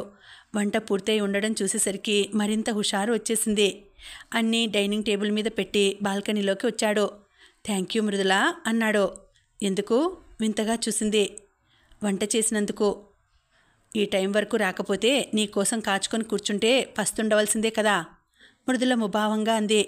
అరే, అందుకేనా అలా మూతి ముడిచావు? సారీ బంగారం. రేపటి నుంచి త్వరగా వచ్చేస్తాను. ఆఫీస్లో వర్క్ చాలా ఎక్కువగా ఉంది, అందువల్ల లేట్ అయింది. రేపు అన్ని పనులు నేనే చేస్తాను, సరేనా? లే, భోజనం చేద్దాం. ఇప్పుడు మృదులకు నిజమైన బాధ మొదలైంది. షాపింగ్కు వెళ్ళడం దాచవలసినంత పనేమీ కాదే, ఎందుకిలా? నిజంగానే అన్నట్లుగానే చైతన్య తర్వాత రోజు మృదుల నిద్ర లేచేసరికి టిఫను వంట అన్నీ చేసి మృదులకు తనకు క్యారియర్లు కూడా సర్దేశాడు. ఇవాళ ఆఫీస్ బస్ రాదట. మృదుల ఇద్దరూ టిఫిన్ చేస్తున్నప్పుడు తనలో తను అనుకున్నట్లుగా అంది. నేను వదిలిపెడతాను, కానీ సాయంత్రం వీలు పడదు. నువ్వు క్యాబ్ బుక్ చేసుకుని వచ్చేయి, చైతన్య చెప్పాడు. ఇవాళ సాయంత్రం కూడా షాపింగ్ ఉందేమో మనసులో అనుకోకుండా ఉండలేకపోయింది. అలాగే. మృదులా, ఓ హెల్ప్ చేస్తావా? చైతన్య కొద్దిగా సంకోచిస్తూనే అడిగాడు. ఏంటి? ఈ నెల క్రెడిట్ కార్డు బిల్లు నువ్వు కట్టేస్తావా? వచ్చే నెల ఇచ్చేస్తాను. టీవీ, బెడ్, సోఫా అన్నీ ఒక్కసారి తీసుకురావడంతో కొద్దిగా ఇబ్బంది అయింది. కొద్దిగా మొహమాట పడుతున్నట్లుగా అడిగాడు. అలాగే అంటూనే చైతన్య వైపు కాస్త పరిశీలనగా చూసింది. నాన్న కారు తీసిస్తానంటేనే తనే తీసుకుంటానన్నవాడు తనను డబ్బు అడుగుతున్నాడు. సాయంత్రం ఆఫీసు వదిలాక నెమ్మదిగా నడిచి వస్తూ ఆటో మాట్లాడుకుంటే సరిపోతుందని మనసులో అనుకుంటూ వస్తున్న మృదులకు గేటు బయట బైక్ మీద కూర్చొని ఫోన్ చూసుకుంటూ ఎదురు చూస్తున్న చైతన్య కనిపించాడు. ఇవాళ బస్సు రాదు కదండి, లిఫ్ట్ ఇవ్వమంటారా? కొలీగ్ పరశురామ్ మృదుల పక్కగా బైక్ ఆపుతూ అడిగాడు. మృదుల మెదడులో ఆ క్షణం ఏం వానరం ప్రవేశించిందో తెలియదు కానీ గబుక్కున అంగీకారం తెలిపింది. ఎక్కండి మరి. ఎక్కి కూర్చుంటూ గేటు బయటకు చూసింది. అప్పుడే తల ఎత్తి చూసిన చైతన్యకు మృదుల పరశురాం బైక్ ఎక్కడం చూసి తనను చూడలేదేమో అనుకుని తను వచ్చానన్నట్లుగా చెయ్యి ఎత్తాడు. పరశురాం బైకు కదిలించాడు. బైకు తన ముందు నుంచే వెళ్తుంటే మృదుల చైతన్య వైపు చూస్తూ పరశురాం భుజం మీద చెయ్యి వేసింది. ఆ కాస్త వ్యవధిలోనే చైతన్య చూపులో చిన్నపాటి ఆశ్చర్యం, ప్రశ్నార్థకం కనిపించాయి. చైతన్య కనుమరుగు కాగానే పరశురాం భుజం మీద చెయ్యి తీసివేసింది. స్పీడ్ బ్రేకర్స్ ఎక్కువగా ఉంటాయి ఈ రూట్లో, నన్ను పట్టుకోండి మృదుల, పరశురాం అన్నాడు అద్దంలో మృదులను చూస్తూ. పర్లేదు, వీడి విషయం తెలిసి కూడా బుద్ధి తక్కువ ఎక్కాను, మనసులోనే లెంపలు వేసుకుంది. ఇక్కడ ఆపేయండి, మృదుల చెప్పింది. పర్లేదండి, మీ ఇల్లు ఎక్కడో చెప్పండి, వదిలిపెడతాను. వద్దండి, ఇక్కడకు దగ్గరే అపార్ట్మెంటు, మీరు మళ్ళీ వెనక్కి తిరిగి రావాల్సి ఉంటుంది. 4 అడుగులు వేస్తే ఇల్లు వచ్చేస్తుంది. థ్యాంక్స్ అండి అంది. విత్ ప్లెజర్ మృదుల, పరశురాం చిరునవ్వు నవ్వాడు. 2 అడుగులు వేసిందో లేదో చైతన్య వచ్చి మృదుల దగ్గరగా బైక్ ఆపాడు. తల వంచుకొని నడుస్తున్నదల్లా తలెత్తి చూసింది. చైతన్య దీక్షగా రోడ్డు వైపు చూస్తున్నాడు. మౌనంగా బైక్ ఎక్కింది. చైతన్య బైక్ స్టార్ట్ చేశాడు. బైకు సెల్లార్ ముందే ఆపి దిగేసింది. చైతన్య సెల్లార్లో బైకు పార్కింగ్ చేసి ఇంట్లోకి వెళ్ళేసరికి మృదుల బాల్కనీలో కూర్చుని టీ తాగుతూ కనిపించింది. తను కూడా వెళ్ళి టీపాయ్ ముందు కుర్చీలో మృదులకు ఎదురుగా కూర్చున్నాడు. టీపాయ్ మీద ఉన్న కప్పు చేతిలోకి తీసుకున్నాడు. మృదుల కాసేపు చైతన్య ఏమైనా మాట్లాడతాడేమో అని చూసింది. ఏదో వెల్తిగా అనిపించడంతో నువ్వు పని ఉంది అనేసరికి చిన్నగా అంది. ఉంది, ఇప్పుడు వెళ్ళి పూర్తి చేసుకొని వస్తాను. లేచి బయలుదేరాడు. అలా వెళ్ళినవాడు 10ంటికి ఇల్లు చేరాడు. నువ్వింకా తినలేదు? నా కోసం తినకుండా ఉన్నావా? నా కోసమే మేల్కొని ఉన్నావా? నిజంగా నా కోసమే? తెగ ఆశ్చర్యపోతూ నా కోసం అనే మాటను నొక్కి పలుకుతూ అన్నాడు. చైతన్యతో పాటుగా టేబుల్ మీద ప్లేట్ తీసుకుని వడ్డించుకొని తింటున్న మృదుల చిరుకోపంగా చూసింది. నాకు ఇంతవరకు ఆకలి లేదు, అందుకే తినలేదు. నిద్ర రాలేదు, అందుకే మేల్కొని ఉన్నాను. నువ్వంత పూనకం వచ్చినట్టు ఊగిపోనవసరం లేదు. అంటే నీ సొమ్మేం పోతుందో. అంత పెద్ద మాటలు మాట్లాడే బదులు అనవచ్చుగా. నిట్టూర్పు విడిచాడు. ఇంతలో ఫోన్ రింగ్ అయింది. ఫోన్ తీసుకుని గదిలోకి వెళ్ళి తలుపు గడియ పెట్టుకుంటుంటే వింతగా చూసింది. ఓ 10 నిమిషాలు చూసి బోర్ అనిపించడంతో కాసేపు శరణ్యతో మాట్లాడదామని శరణ్యకు కాల్ చేసింది. ఎంగేజ్డ్ శబ్దం రావడంతో పెట్టేసింది. ఓ అరగంట తర్వాత చైతన్య ఫోన్ మాట్లాడడం పూర్తి చేసి బయటకు రావడం, మృదుల ఫోన్ రింగ్ కావడం ఒకేసారి జరిగాయి. శరణ్య చేసింది. కాసేపు మాట్లాడి పెట్టేసి తన గదిలోకి వెళ్ళబోతూ ఎవరి ఫోనో అడగకుండా ఉండలేకపోయింది. అమ్మ ఎలా ఉన్నారని అడుగుతోంది. మీ కోడలు ఊపిరాడకుండా ముద్దులు పెడుతుంటే నేను సతమతం అవుతున్న సమయంలో ఫోన్ చేసి నన్ను బ్రతికించావు అని చెప్పాను అన్నాడు. నిన్ను అడిగాను చూడు. చేత్తో నుదురు మీద కొట్టుకుని తన గదిలోకి వెళ్ళిపోయింది. పడుకుంటుండగా మృదుల ఫోన్ రింగ్ అయింది. ఫోన్ చూసింది. అత్తయ్య కాలింగ్. ఇప్పుడే కదా చైతన్యతో మాట్లాడారు. ఎందుకో ఆ మహానుభావుడు ఇంతకు ఏం చెప్పాడో అనుకుంటూ ఫోన్ లిఫ్ట్ చేసింది. అత్తయ్య ఎలా ఉన్నారమ్మా? బాగున్నాం అత్తయ్య. 2 రోజులుగా చైతన్య ఫోన్ చేయలేదు. ఆఫీస్లో వర్క్ ఎక్కువగా ఉందేమో మరి.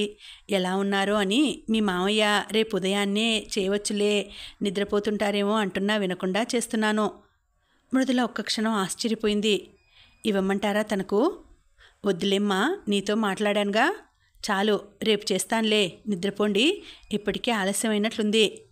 ఫోన్ పెట్టేసిన మృదులకు చాలాసేపు నిద్ర పట్టలేదు. ఎందుకు చైతన్య ఎందుకిలా అబద్ధాలు చెప్తున్నాడు? శరణ్యతో షాపింగ్కు వెళ్ళి వచ్చి ఆఫీస్లో పని అంటున్నాడు.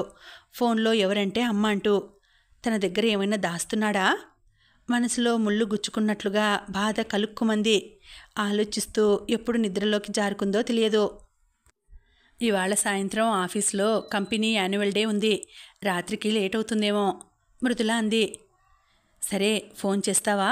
నేను వస్తాను. ఏ టైం అవుతుందో, రావాలంటే కష్టం కదూ నీకు. నేను క్యాబ్ బుక్ చేసుకొని వచ్చేస్తానులే అంది. వద్దు, ఏ టైం అవుతుందో చెప్పు, నేను క్యాబ్ బుక్ చేసుకొని వస్తాను. నేనొక్కదాన్ని కాదక్కడ, కొలీగ్స్ మొత్తం ఉంటారు. నాకేం భయం లేదు, నా సేఫ్టీ నేను చూసుకోగలను విసురుగా అంది. ఎందుకో తన దగ్గర ఏదో దాస్తున్నాడనుకోగానే చైతన్య మీద బాగా కోపంగా ఉంది. సరే, క్యాబ్ నెంబర్ నాకు మెసేజ్ చెయ్యి. చైతన్య అంతకు మించి ఏం చెప్పలేకపోయాడు. కంపెనీ డే చాలా ఉత్సాహంగా కేరింతలతో జరుపుకున్నారు. అవార్డులు, ఉపన్యాసాలు, భోజనాలు పూర్తయ్యేసరికి 11 అయింది. ఎవరి వాహనాలలో వారు తిరుగు ప్రయాణం అయ్యారు. చైతన్యతో బింకంగా అందే కానీ ఒంటరిగా ఆ సమయంలో క్యాబ్ బుక్ చేసుకునేందుకు భయపడింది. మృదులా, పరశురాం డ్రాప్ చేస్తానంటున్నారు, మనల్ని, వెళ్దామా? పూర్ణ, విమల వచ్చి అడగడంతో సరే అని బయలుదేరింది. ముందు పూర్ణ, తర్వాత విమలను డ్రాప్ చేశాడు. మృదుల ఒక్కతే కావడంతో పరశురాంకు చాలా హుషారు వచ్చేసింది. మృదులను మాట్లాడించేందుకు ప్రయత్నిస్తుంటే నీరసంగా సమాధానం ఇవ్వసాగింది. ఉన్నట్లుండి కారు సడన్ బ్రేక్తో ఆగింది. అప్పటికే అలసిపోయి నిద్రమత్తులో కళ్ళు కూరుకుపోతున్న మృదుల ఉలిక్కిపడింది. ఏమైంది? కంగారుగా అడిగింది. ఏమిటోనండి, చూడాలి అంటూ కారు దిగి బ్యానెట్ ఎత్తి చూడసాగాడు. మృదులకు గుండెల్లో దడ మొదలైంది. టైం చూసింది. 11:30 కావస్తోంది. చైతన్యకు ఫోన్ చేస్తే ప్రొద్దున అంత బింకంగా సమాధానమిచ్చి ఇప్పుడు ఫోన్ చేసేందుకు మనస్కరించలేదు. కారులోంచి దిగాలా వద్దా? దిగి చుట్టూ చూసింది. ఏదో చిన్న హోటల్ లాగుంది. అక్కడ కూడా అందరూ నిద్రపోతున్నట్లుగా నిర్మానుష్యంగా ఉంది. అసలు తను చూసుకోలేదు కానీ కారును ఈ రూట్లో ఎందుకు తీసుకువచ్చాడు? చక్కటి హైవే ఉండగా. ఏమైంది పరశురామ్ గారు? వణుకుతున్న స్వరంతో అడిగింది. లాభం లేదండి, మెకానిక్ను తీసుకువచ్చి చూపించాల్సిందే. మీరు ఓ పని చేయండి, హోటల్లో రూమ్ తీసుకుంటాను, మీరు కాసేపు పడుకొని విశ్రాంతి తీసుకోండి. నేను ఈ లోపల మెకానిక్కు ఫోన్ చేసి రిపేర్ చేయించి మిమ్మల్ని డ్రాప్ చేస్తాను. పదండి, ముందు ఇక్కడ బయట నిల్చోవడం బాగుండదు అంటూ హోటల్లోకి దారి తీస్తుంటే తప్పదన్నట్లుగా వెనకే అడుగులేసింది. రిసెప్షన్లో ఉన్న అతనితో మాట్లాడి మృదుల దగ్గరకు వచ్చిన పరశురాం, మీ వారి పేరేంటన్నారు అడిగాడు. ఆయన పేరెందుకు? కంగారు పడిపోతూ అడిగింది. ఏంటండి ఆ కంగారు? రూమ్ తీసుకునేందుకు మీ పేరుతో పాటు మీ వారి పేరు చెప్పాలి కదా నవ్వాడు పరశురాం. ఎందుకో ఆ సమయంలో అతను అలా నవ్వడం నచ్చలేదు మృదులకు. కానీ అతన్ని శాసించడానికి తనెవరు? చైతన్య కాదుగా, తనేం చెప్తే అది వినడానికి. చైతన్యకు ఫోన్ చేస్తే నిద్రపోతుంటాడేమో. ఇప్పుడు వచ్చి తీసుకువెళ్ళిన తర్వాత ఖచ్చితంగా ఎగతాళి చేస్తాడు. పదండి, తాళాలు పట్టుకొని వచ్చాడు. తాళం తీసి రూమ్లోకి అడుగుపెట్టగానే అరే చాలా బాగుంది, పైకి చిన్న హోటల్లాగా అనిపించింది కానీ అంటూ గది సౌందర్యానికి ముగ్ధుడవుతున్న పరశురాంను చూసి మృదులకు చిర్రెత్తుకొచ్చింది. సరే మీరు పదండి, త్వరగా కార్ రిపేర్ చేయించండి అంది. 12 కావస్తోంది, ఇప్పుడు పిలిచినా మెకానిక్ వస్తాడనుకోను, పడుకొని రేపు తెల్లవారుజామునే లేచి చేయిస్తానులేండి అంటూ తాపీగా తలుపు గడియపెట్టి వస్తుంటే మృదుల అయోమయంగా చూసింది. మరి 2 రూములు తీసుకున్నారా?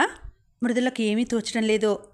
అరే మరో 5 గంటల్లో తెల్లవారిపోతుంది, ఇంకొక రూమ్ ఎందుకు చెప్పండి, ఇక్కడే సర్దుకుందాం. మృదులకు మతిపోతుందేమో అనిపించింది.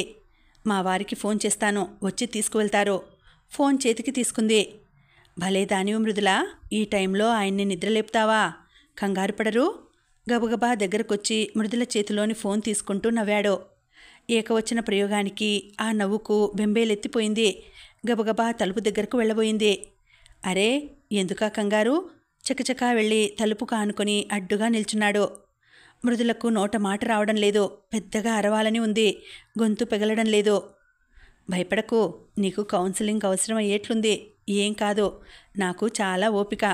ఓ అరగంట కౌన్సిలింగ్ ఇస్తాను, సరేనా? నీకు ముందు ముందు మీ వారి దగ్గర కూడా ఉపయోగపడుతుంది. నువ్వు ముందు భయాన్ని పక్కన పెట్టు. హఠాత్తుగా తలుపు మీద టకటకమని శబ్దం. బయట బూటుకాలతో ఎవరో పరిగెడుతున్న శబ్దాలు, ఎవరివో అరుపులు. పారిపోండ్రోయ్! ఏం జరుగుతోంది? మృదులకు ఒళ్ళు జలధరించింది. పరశురాం నుదుటి మీద నుంచి చెమటలు కారుతున్నాయి. తలుపు మీద శబ్దం ఎక్కువైంది. లోపలెవరో, మర్యాదగా తలుపు తీయండి. గట్టిగా ఓ పురుష కంఠం వినిపించింది. మృదుల ఒక్కసారిగా ధైర్యం తెచ్చుకున్నట్లే పరశురాంను చెయ్యి పట్టుకుని యువతలకు లాగి తలుపు తీసి నిశ్చేష్టురాలైంది. పోలీస్ కానిస్టేబుల్ నిల్చుని ఉన్నాడు. తలుపు తీయడంతో అందరి మాటలు, రణగుణధ్వనులు చెవులలో మారుమ్రోగుతున్నాయి. కానిస్టేబుల్ మృదులను చూడగానే చకితుడైనట్లుగా కళ్ళు కాసేపు ఆర్పలేకపోయాడు. మరుక్షణం సర్దుకొన్నవాడిలా నీ పేరేంటి అన్నాడు హుంకరిస్తున్నట్లుగా. మృదులకు కాళ్ల కింద భూమి కంపిస్తున్నట్లుగా ఉంది. మృదుల పరశురాం ముందుకు వచ్చి చెప్పాడు. నీ పేరేంటి? చైతన్య అన్నాడు పరశురాం. మృదుల పిచ్చెక్కిన దానిలాగా వెర్రి చూపులతో చూడసాగింది. పదండి, క్రింద జీపు ఉంది, ఎక్కండి. చదువుకున్న వారిలా ఉన్నారు, ఏం పని ఇది? మృదులను చూస్తున్న కానిస్టేబుల్కు ఎక్కడో ఏదో తప్పు జరిగిందన్న భావన అయితే వస్తోంది. మేమిద్దరం భార్యాభర్తలం, మేమేం తప్పు చేయలేదు, పరశురాం బుకాయిస్తున్నాడు. మీరు ఏం చెప్పాలన్నా స్టేషన్లోనే, మర్యాదగా పదండి. నా లాఠీకి పని చెప్పకుండా గదిమాడు. మృదుల కళ్ళు పత్తికాయల్లాగా చేసుకొని చూస్తోంది. స్పృహ తప్పుతుందేమో అనిపించింది. గుండె వేగంగా కొట్టుకుంటోంది. అల్లకల్లోలమవుతున్న మనసు మూగగా చైతన్య చైతన్య అంటూ రోదిస్తోంది. త్వరగా వివరాలు తీసుకుని జీపు ఎక్కించమంటున్నారు, ఓ కానిస్టేబుల్ వచ్చి చెప్పాడు. సరే, ఇక్కడికి ఓ లేడీ కానిస్టేబుల్ను పంపించమను. ఒక్క నిమిషం నువ్వు కూడా ఇక్కడ ఉండు, నేను రిసెప్షన్ దగ్గర లిస్టు తీసుకొస్తాను అని చెప్పి ముందు వచ్చిన కానిస్టేబుల్ వెళ్ళిపోయాడు. వివరాలు చెప్పండి, ఏం చేస్తుంటారు అడిగాడు. అరే మేం భార్యాభర్తలం అంటుంటే కంపెనీ డే ఫంక్షన్లో పాల్గొని వెళ్తుంటే కార్ రిపేర్ వచ్చి ఇక్కడ ఆగాము. ఇది ఇలాంటి హోటల్ అని తెలియక పరశురాం దబాయించాడు. మృదుల కళ్ళప్పగించి చూస్తూ ఉండిపోయింది. ఏం జరుగుతోంది? అమ్మ, నాన్న, అత్తమ్మ, మావయ్య, ముఖ్యంగా చైతన్య ఏమనుకుంటాడు? తను రావద్దని గట్టిగా చెప్పింది. ఇందుకే అనుకుంటే? లేదు, చైతన్య ఎప్పటికీ అలా అనుకోడు. మృదులకు కళ్ళు తిరుగుతున్నట్లున్నాయి. చుట్టూ పరిసరాలు, కానిస్టేబుల్, పరశురాం మసకబారినట్లుగా కనిపిస్తున్నారు. ఆసరా కోసం పక్కనే గోడను పట్టుకుంది. అప్పుడే ముందు వెళ్ళిన కానిస్టేబుల్ చేతిలో వాటర్ బాటిల్తో వచ్చి పక్కనున్న కానిస్టేబుల్ను క్రిందకు వెళ్ళమన్నాడు. ఇదిగోండి, తాగండి అంటూ మృదులకు నీళ్లు అందివ్వబోతూ అప్పుడు చూశాడు మృదులలో మార్పు. అరే ఏమైంది? మంచం మీద కూర్చోండి. చిన్నగా గోడ పట్టుకునే క్రింద గోడ ఆనుకుని కూర్చుంది. అంత కంగారులో కూడా కానిస్టేబుల్ స్వరంలో తేడాను, మర్యాదను గమనించి కాస్త స్వాంతన పొందింది.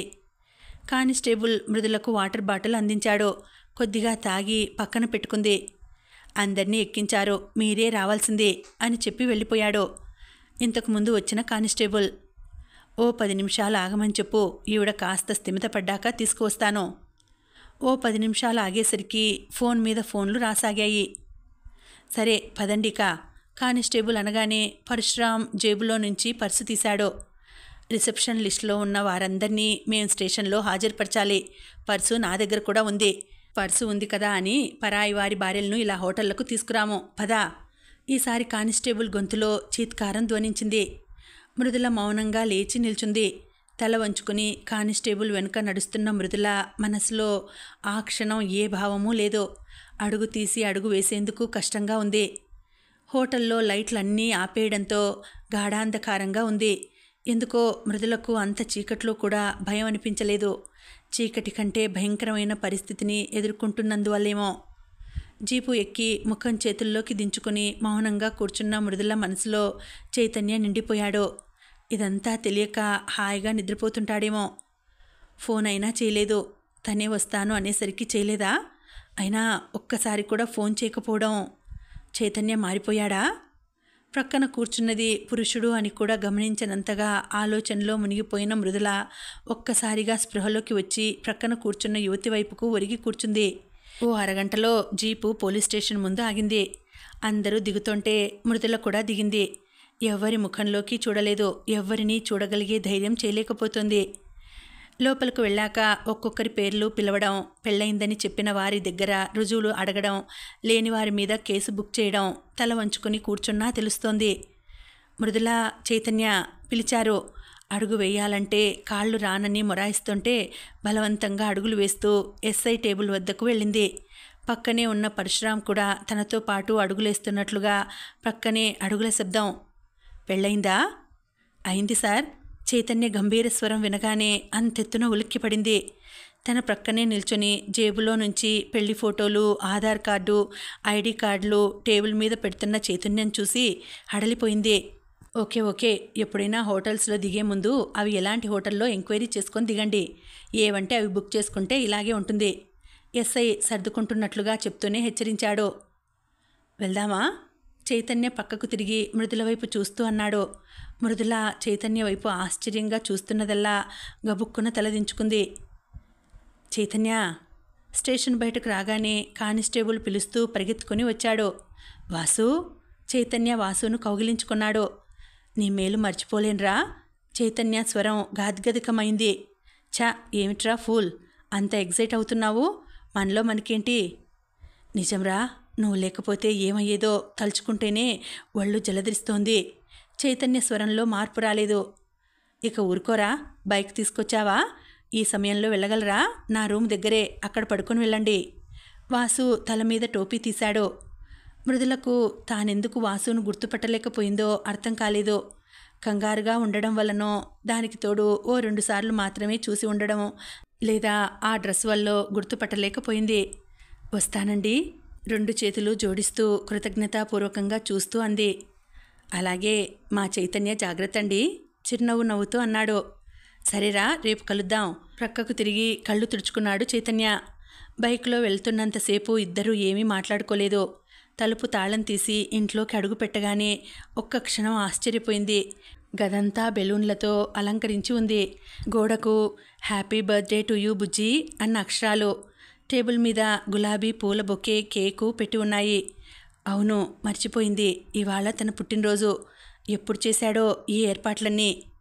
రాత్రి 9 వరకు ఉండి డెకరేషన్లో సహాయం చేసి వెళ్ళిపోయింది శరణ్య. నీ డ్రెస్ కూడా రాత్రి 8కి ఇచ్చాడు టైలర్. నేను రెడీమేడ్ తీసుకుంటానంటే శరణ్య నీకు కుట్టించినవే ఇష్టమనేసరికి ఇల్లు సర్దేప్పుడు నీకు కరెక్ట్గా సరిపోయే డ్రెస్ తీసుకొని బ్యాగ్లో దాచి షాపింగ్కు వెళ్ళాలనుకున్నాం. నువ్వు మా వెనకాల వద్దంటున్నా బయలుదేరావు. ఏం చేయాలి? నీకు తెలియకుండా ఏర్పాట్లంటే కష్టం అనుకున్నాం. నువ్వు కంపెనీ డే అనడంతో చాలా సంబరపడిపోయాను. నువ్వు వచ్చేసరికి 10 గంటలైనా అవుతుందని, ఈలోపు ఏర్పాట్లన్నీ పూర్తి అవుతాయని అనుకున్నాను. నేనిక్కడ నిన్ను సర్ప్రైజ్ చేసేందుకు ప్రయత్నం చేస్తుంటే నువ్వు అక్కడ అంత పెద్ద కష్టంలో ఇరుక్కున్నావని తెలియదు. నిజంగా ఇలా జరుగుతుంది అనుకోలేదు. అక్కడ మన అదృష్టం కొద్దీ వాసు ఉండి నాకు ఫోన్ చేయబట్టి సరిపోయింది. అక్కడ వాసు లేకపోయింటే. సోఫాలో కూర్చొని తనలో తను మాట్లాడుకుంటున్న చైతన్యకు ఇక మాటలు రాలేదు. చైతన్య ఎదురుగా నిల్చొని చైతన్య వైపే చూస్తున్న మృదులకు చివరి మాటలు అంటున్నప్పుడు చైతన్య స్వరం బొంగురు పోయినట్లుగా వినిపించగానే ఇక భరించలేకపోయింది. గబుక్కున సోఫాలో చైతన్య ప్రక్కన కూలబడి చైతన్యను దగ్గరకు తీసుకుంది. అప్పటి వరకు అలాంటి ఆలంబన కోసమే ఎదురు చూస్తున్న వాడిలా మృదుల మెడవంపులో తల దాచుకున్నాడు. మెడ దగ్గర చైతన్య కంటతడి తగిలి మృదుల మనసు కరిగి నీరైంది. చైతన్య, ఏంటిది? ఎందుకింత బాధపడుతున్నావు? ఇంకెప్పుడు ఇలాంటి తెలివి తక్కువ పని చేయను, సరేనా? ప్లీజ్ బాధపడకు. నా కన్న కదూ, నా బంగారం కదూ. ఓదారుస్తున్న మృదుల ఒక్కసారిగా చైతన్యను వదిలేసి చేతులలో ముఖం దాచుకుని బావురుమంది. అరే, నువ్వెందుకు ఏడుస్తున్నావు? ఊరుకో. ఎవరైనా బాధగా ఉండేవారి ముందు మనం కృంగిపోయినట్లుగా వాళ్ళ ముందు బాధపడితే వాళ్ళు మనల్ని ఓదార్చడంలో ధైర్యాన్ని కూడగట్టుకుంటారని ఓ కౌన్సిలింగ్ పుస్తకంలో చదివి నేను బాధపడితే నువ్వు ధైర్యం తెచ్చుకుంటావనుకుంటే ఇదేంటిలా అయింది? ఆ రచయిత మీద కేసు పెడతాను. అన్నీ అబద్ధాలు రాశారు. ఏడవద్దు అంటున్నానా? ఇంతకు పరశురాం ఎలా ఉన్నాడో? మృదుల కన్నీళ్లు తుడుస్తూ అన్నాడు. వెంటనే మృదులకు అంతా గుర్తుకు వచ్చింది. అవును, పరశురాం ఏమయ్యాడు? అసలు నువ్వెలా వచ్చావు? ఏడుపు ఆపి అడిగింది. వాసు నాకు ఫోన్ చేశాడు. అప్పుడే నువ్వెంతసేపటికి రాకపోవడంతో నేను మీ మేనేజర్కు ఫోన్ చేశాను. ఆయన మీరు బయలుదేరి వెళ్ళి చాలాసేపు అయింది అనడంతో బయలుదేరాను. మిమ్మల్ని క్రిందకు తీసుకువెళ్ళడానికి ముందు వాసు నిన్ను గుర్తుపట్టడంతోనే నాకు ఫోన్ చేశాడు. వాడు ఫోన్ చేసేప్పటికీ ఈ హోటల్కు దగ్గరలోనే ఉన్నాను. నేను రాగానే వాడు హోటల్లో మీరు వచ్చే దారిలో లైట్స్ ఆఫ్ చేసి పరశురాంను పక్కకు లాగి వేరే గదిలోకి తీసుకువెళ్ళి గదిలో పెట్టి తలుపు వేసి ఉదయాన్నే వదిలిపెడతానని చెప్పి వచ్చాడట. నన్ను ఆ చీకట్లో నీతో కలిసి జీపులోకి ఎక్కించారు. నువ్వేనా నా ప్రక్కన ఉన్నది? అప్పుడే చెప్పవచ్చుగా, నా భయం తగ్గేదిగా. బుంగమూతి పెట్టింది. నన్ను సంవత్సరం పాటు భయపెడుతూ ఉండమన్నావుగా. నిన్ను ఓ అరగంట భయంతో ఉంచితే తప్పే ఉంది. కొంటెగా నవ్వాడు. కాసేపు నిద్రపో. రేపు మీ ఆఫీసు సెలవే కదా.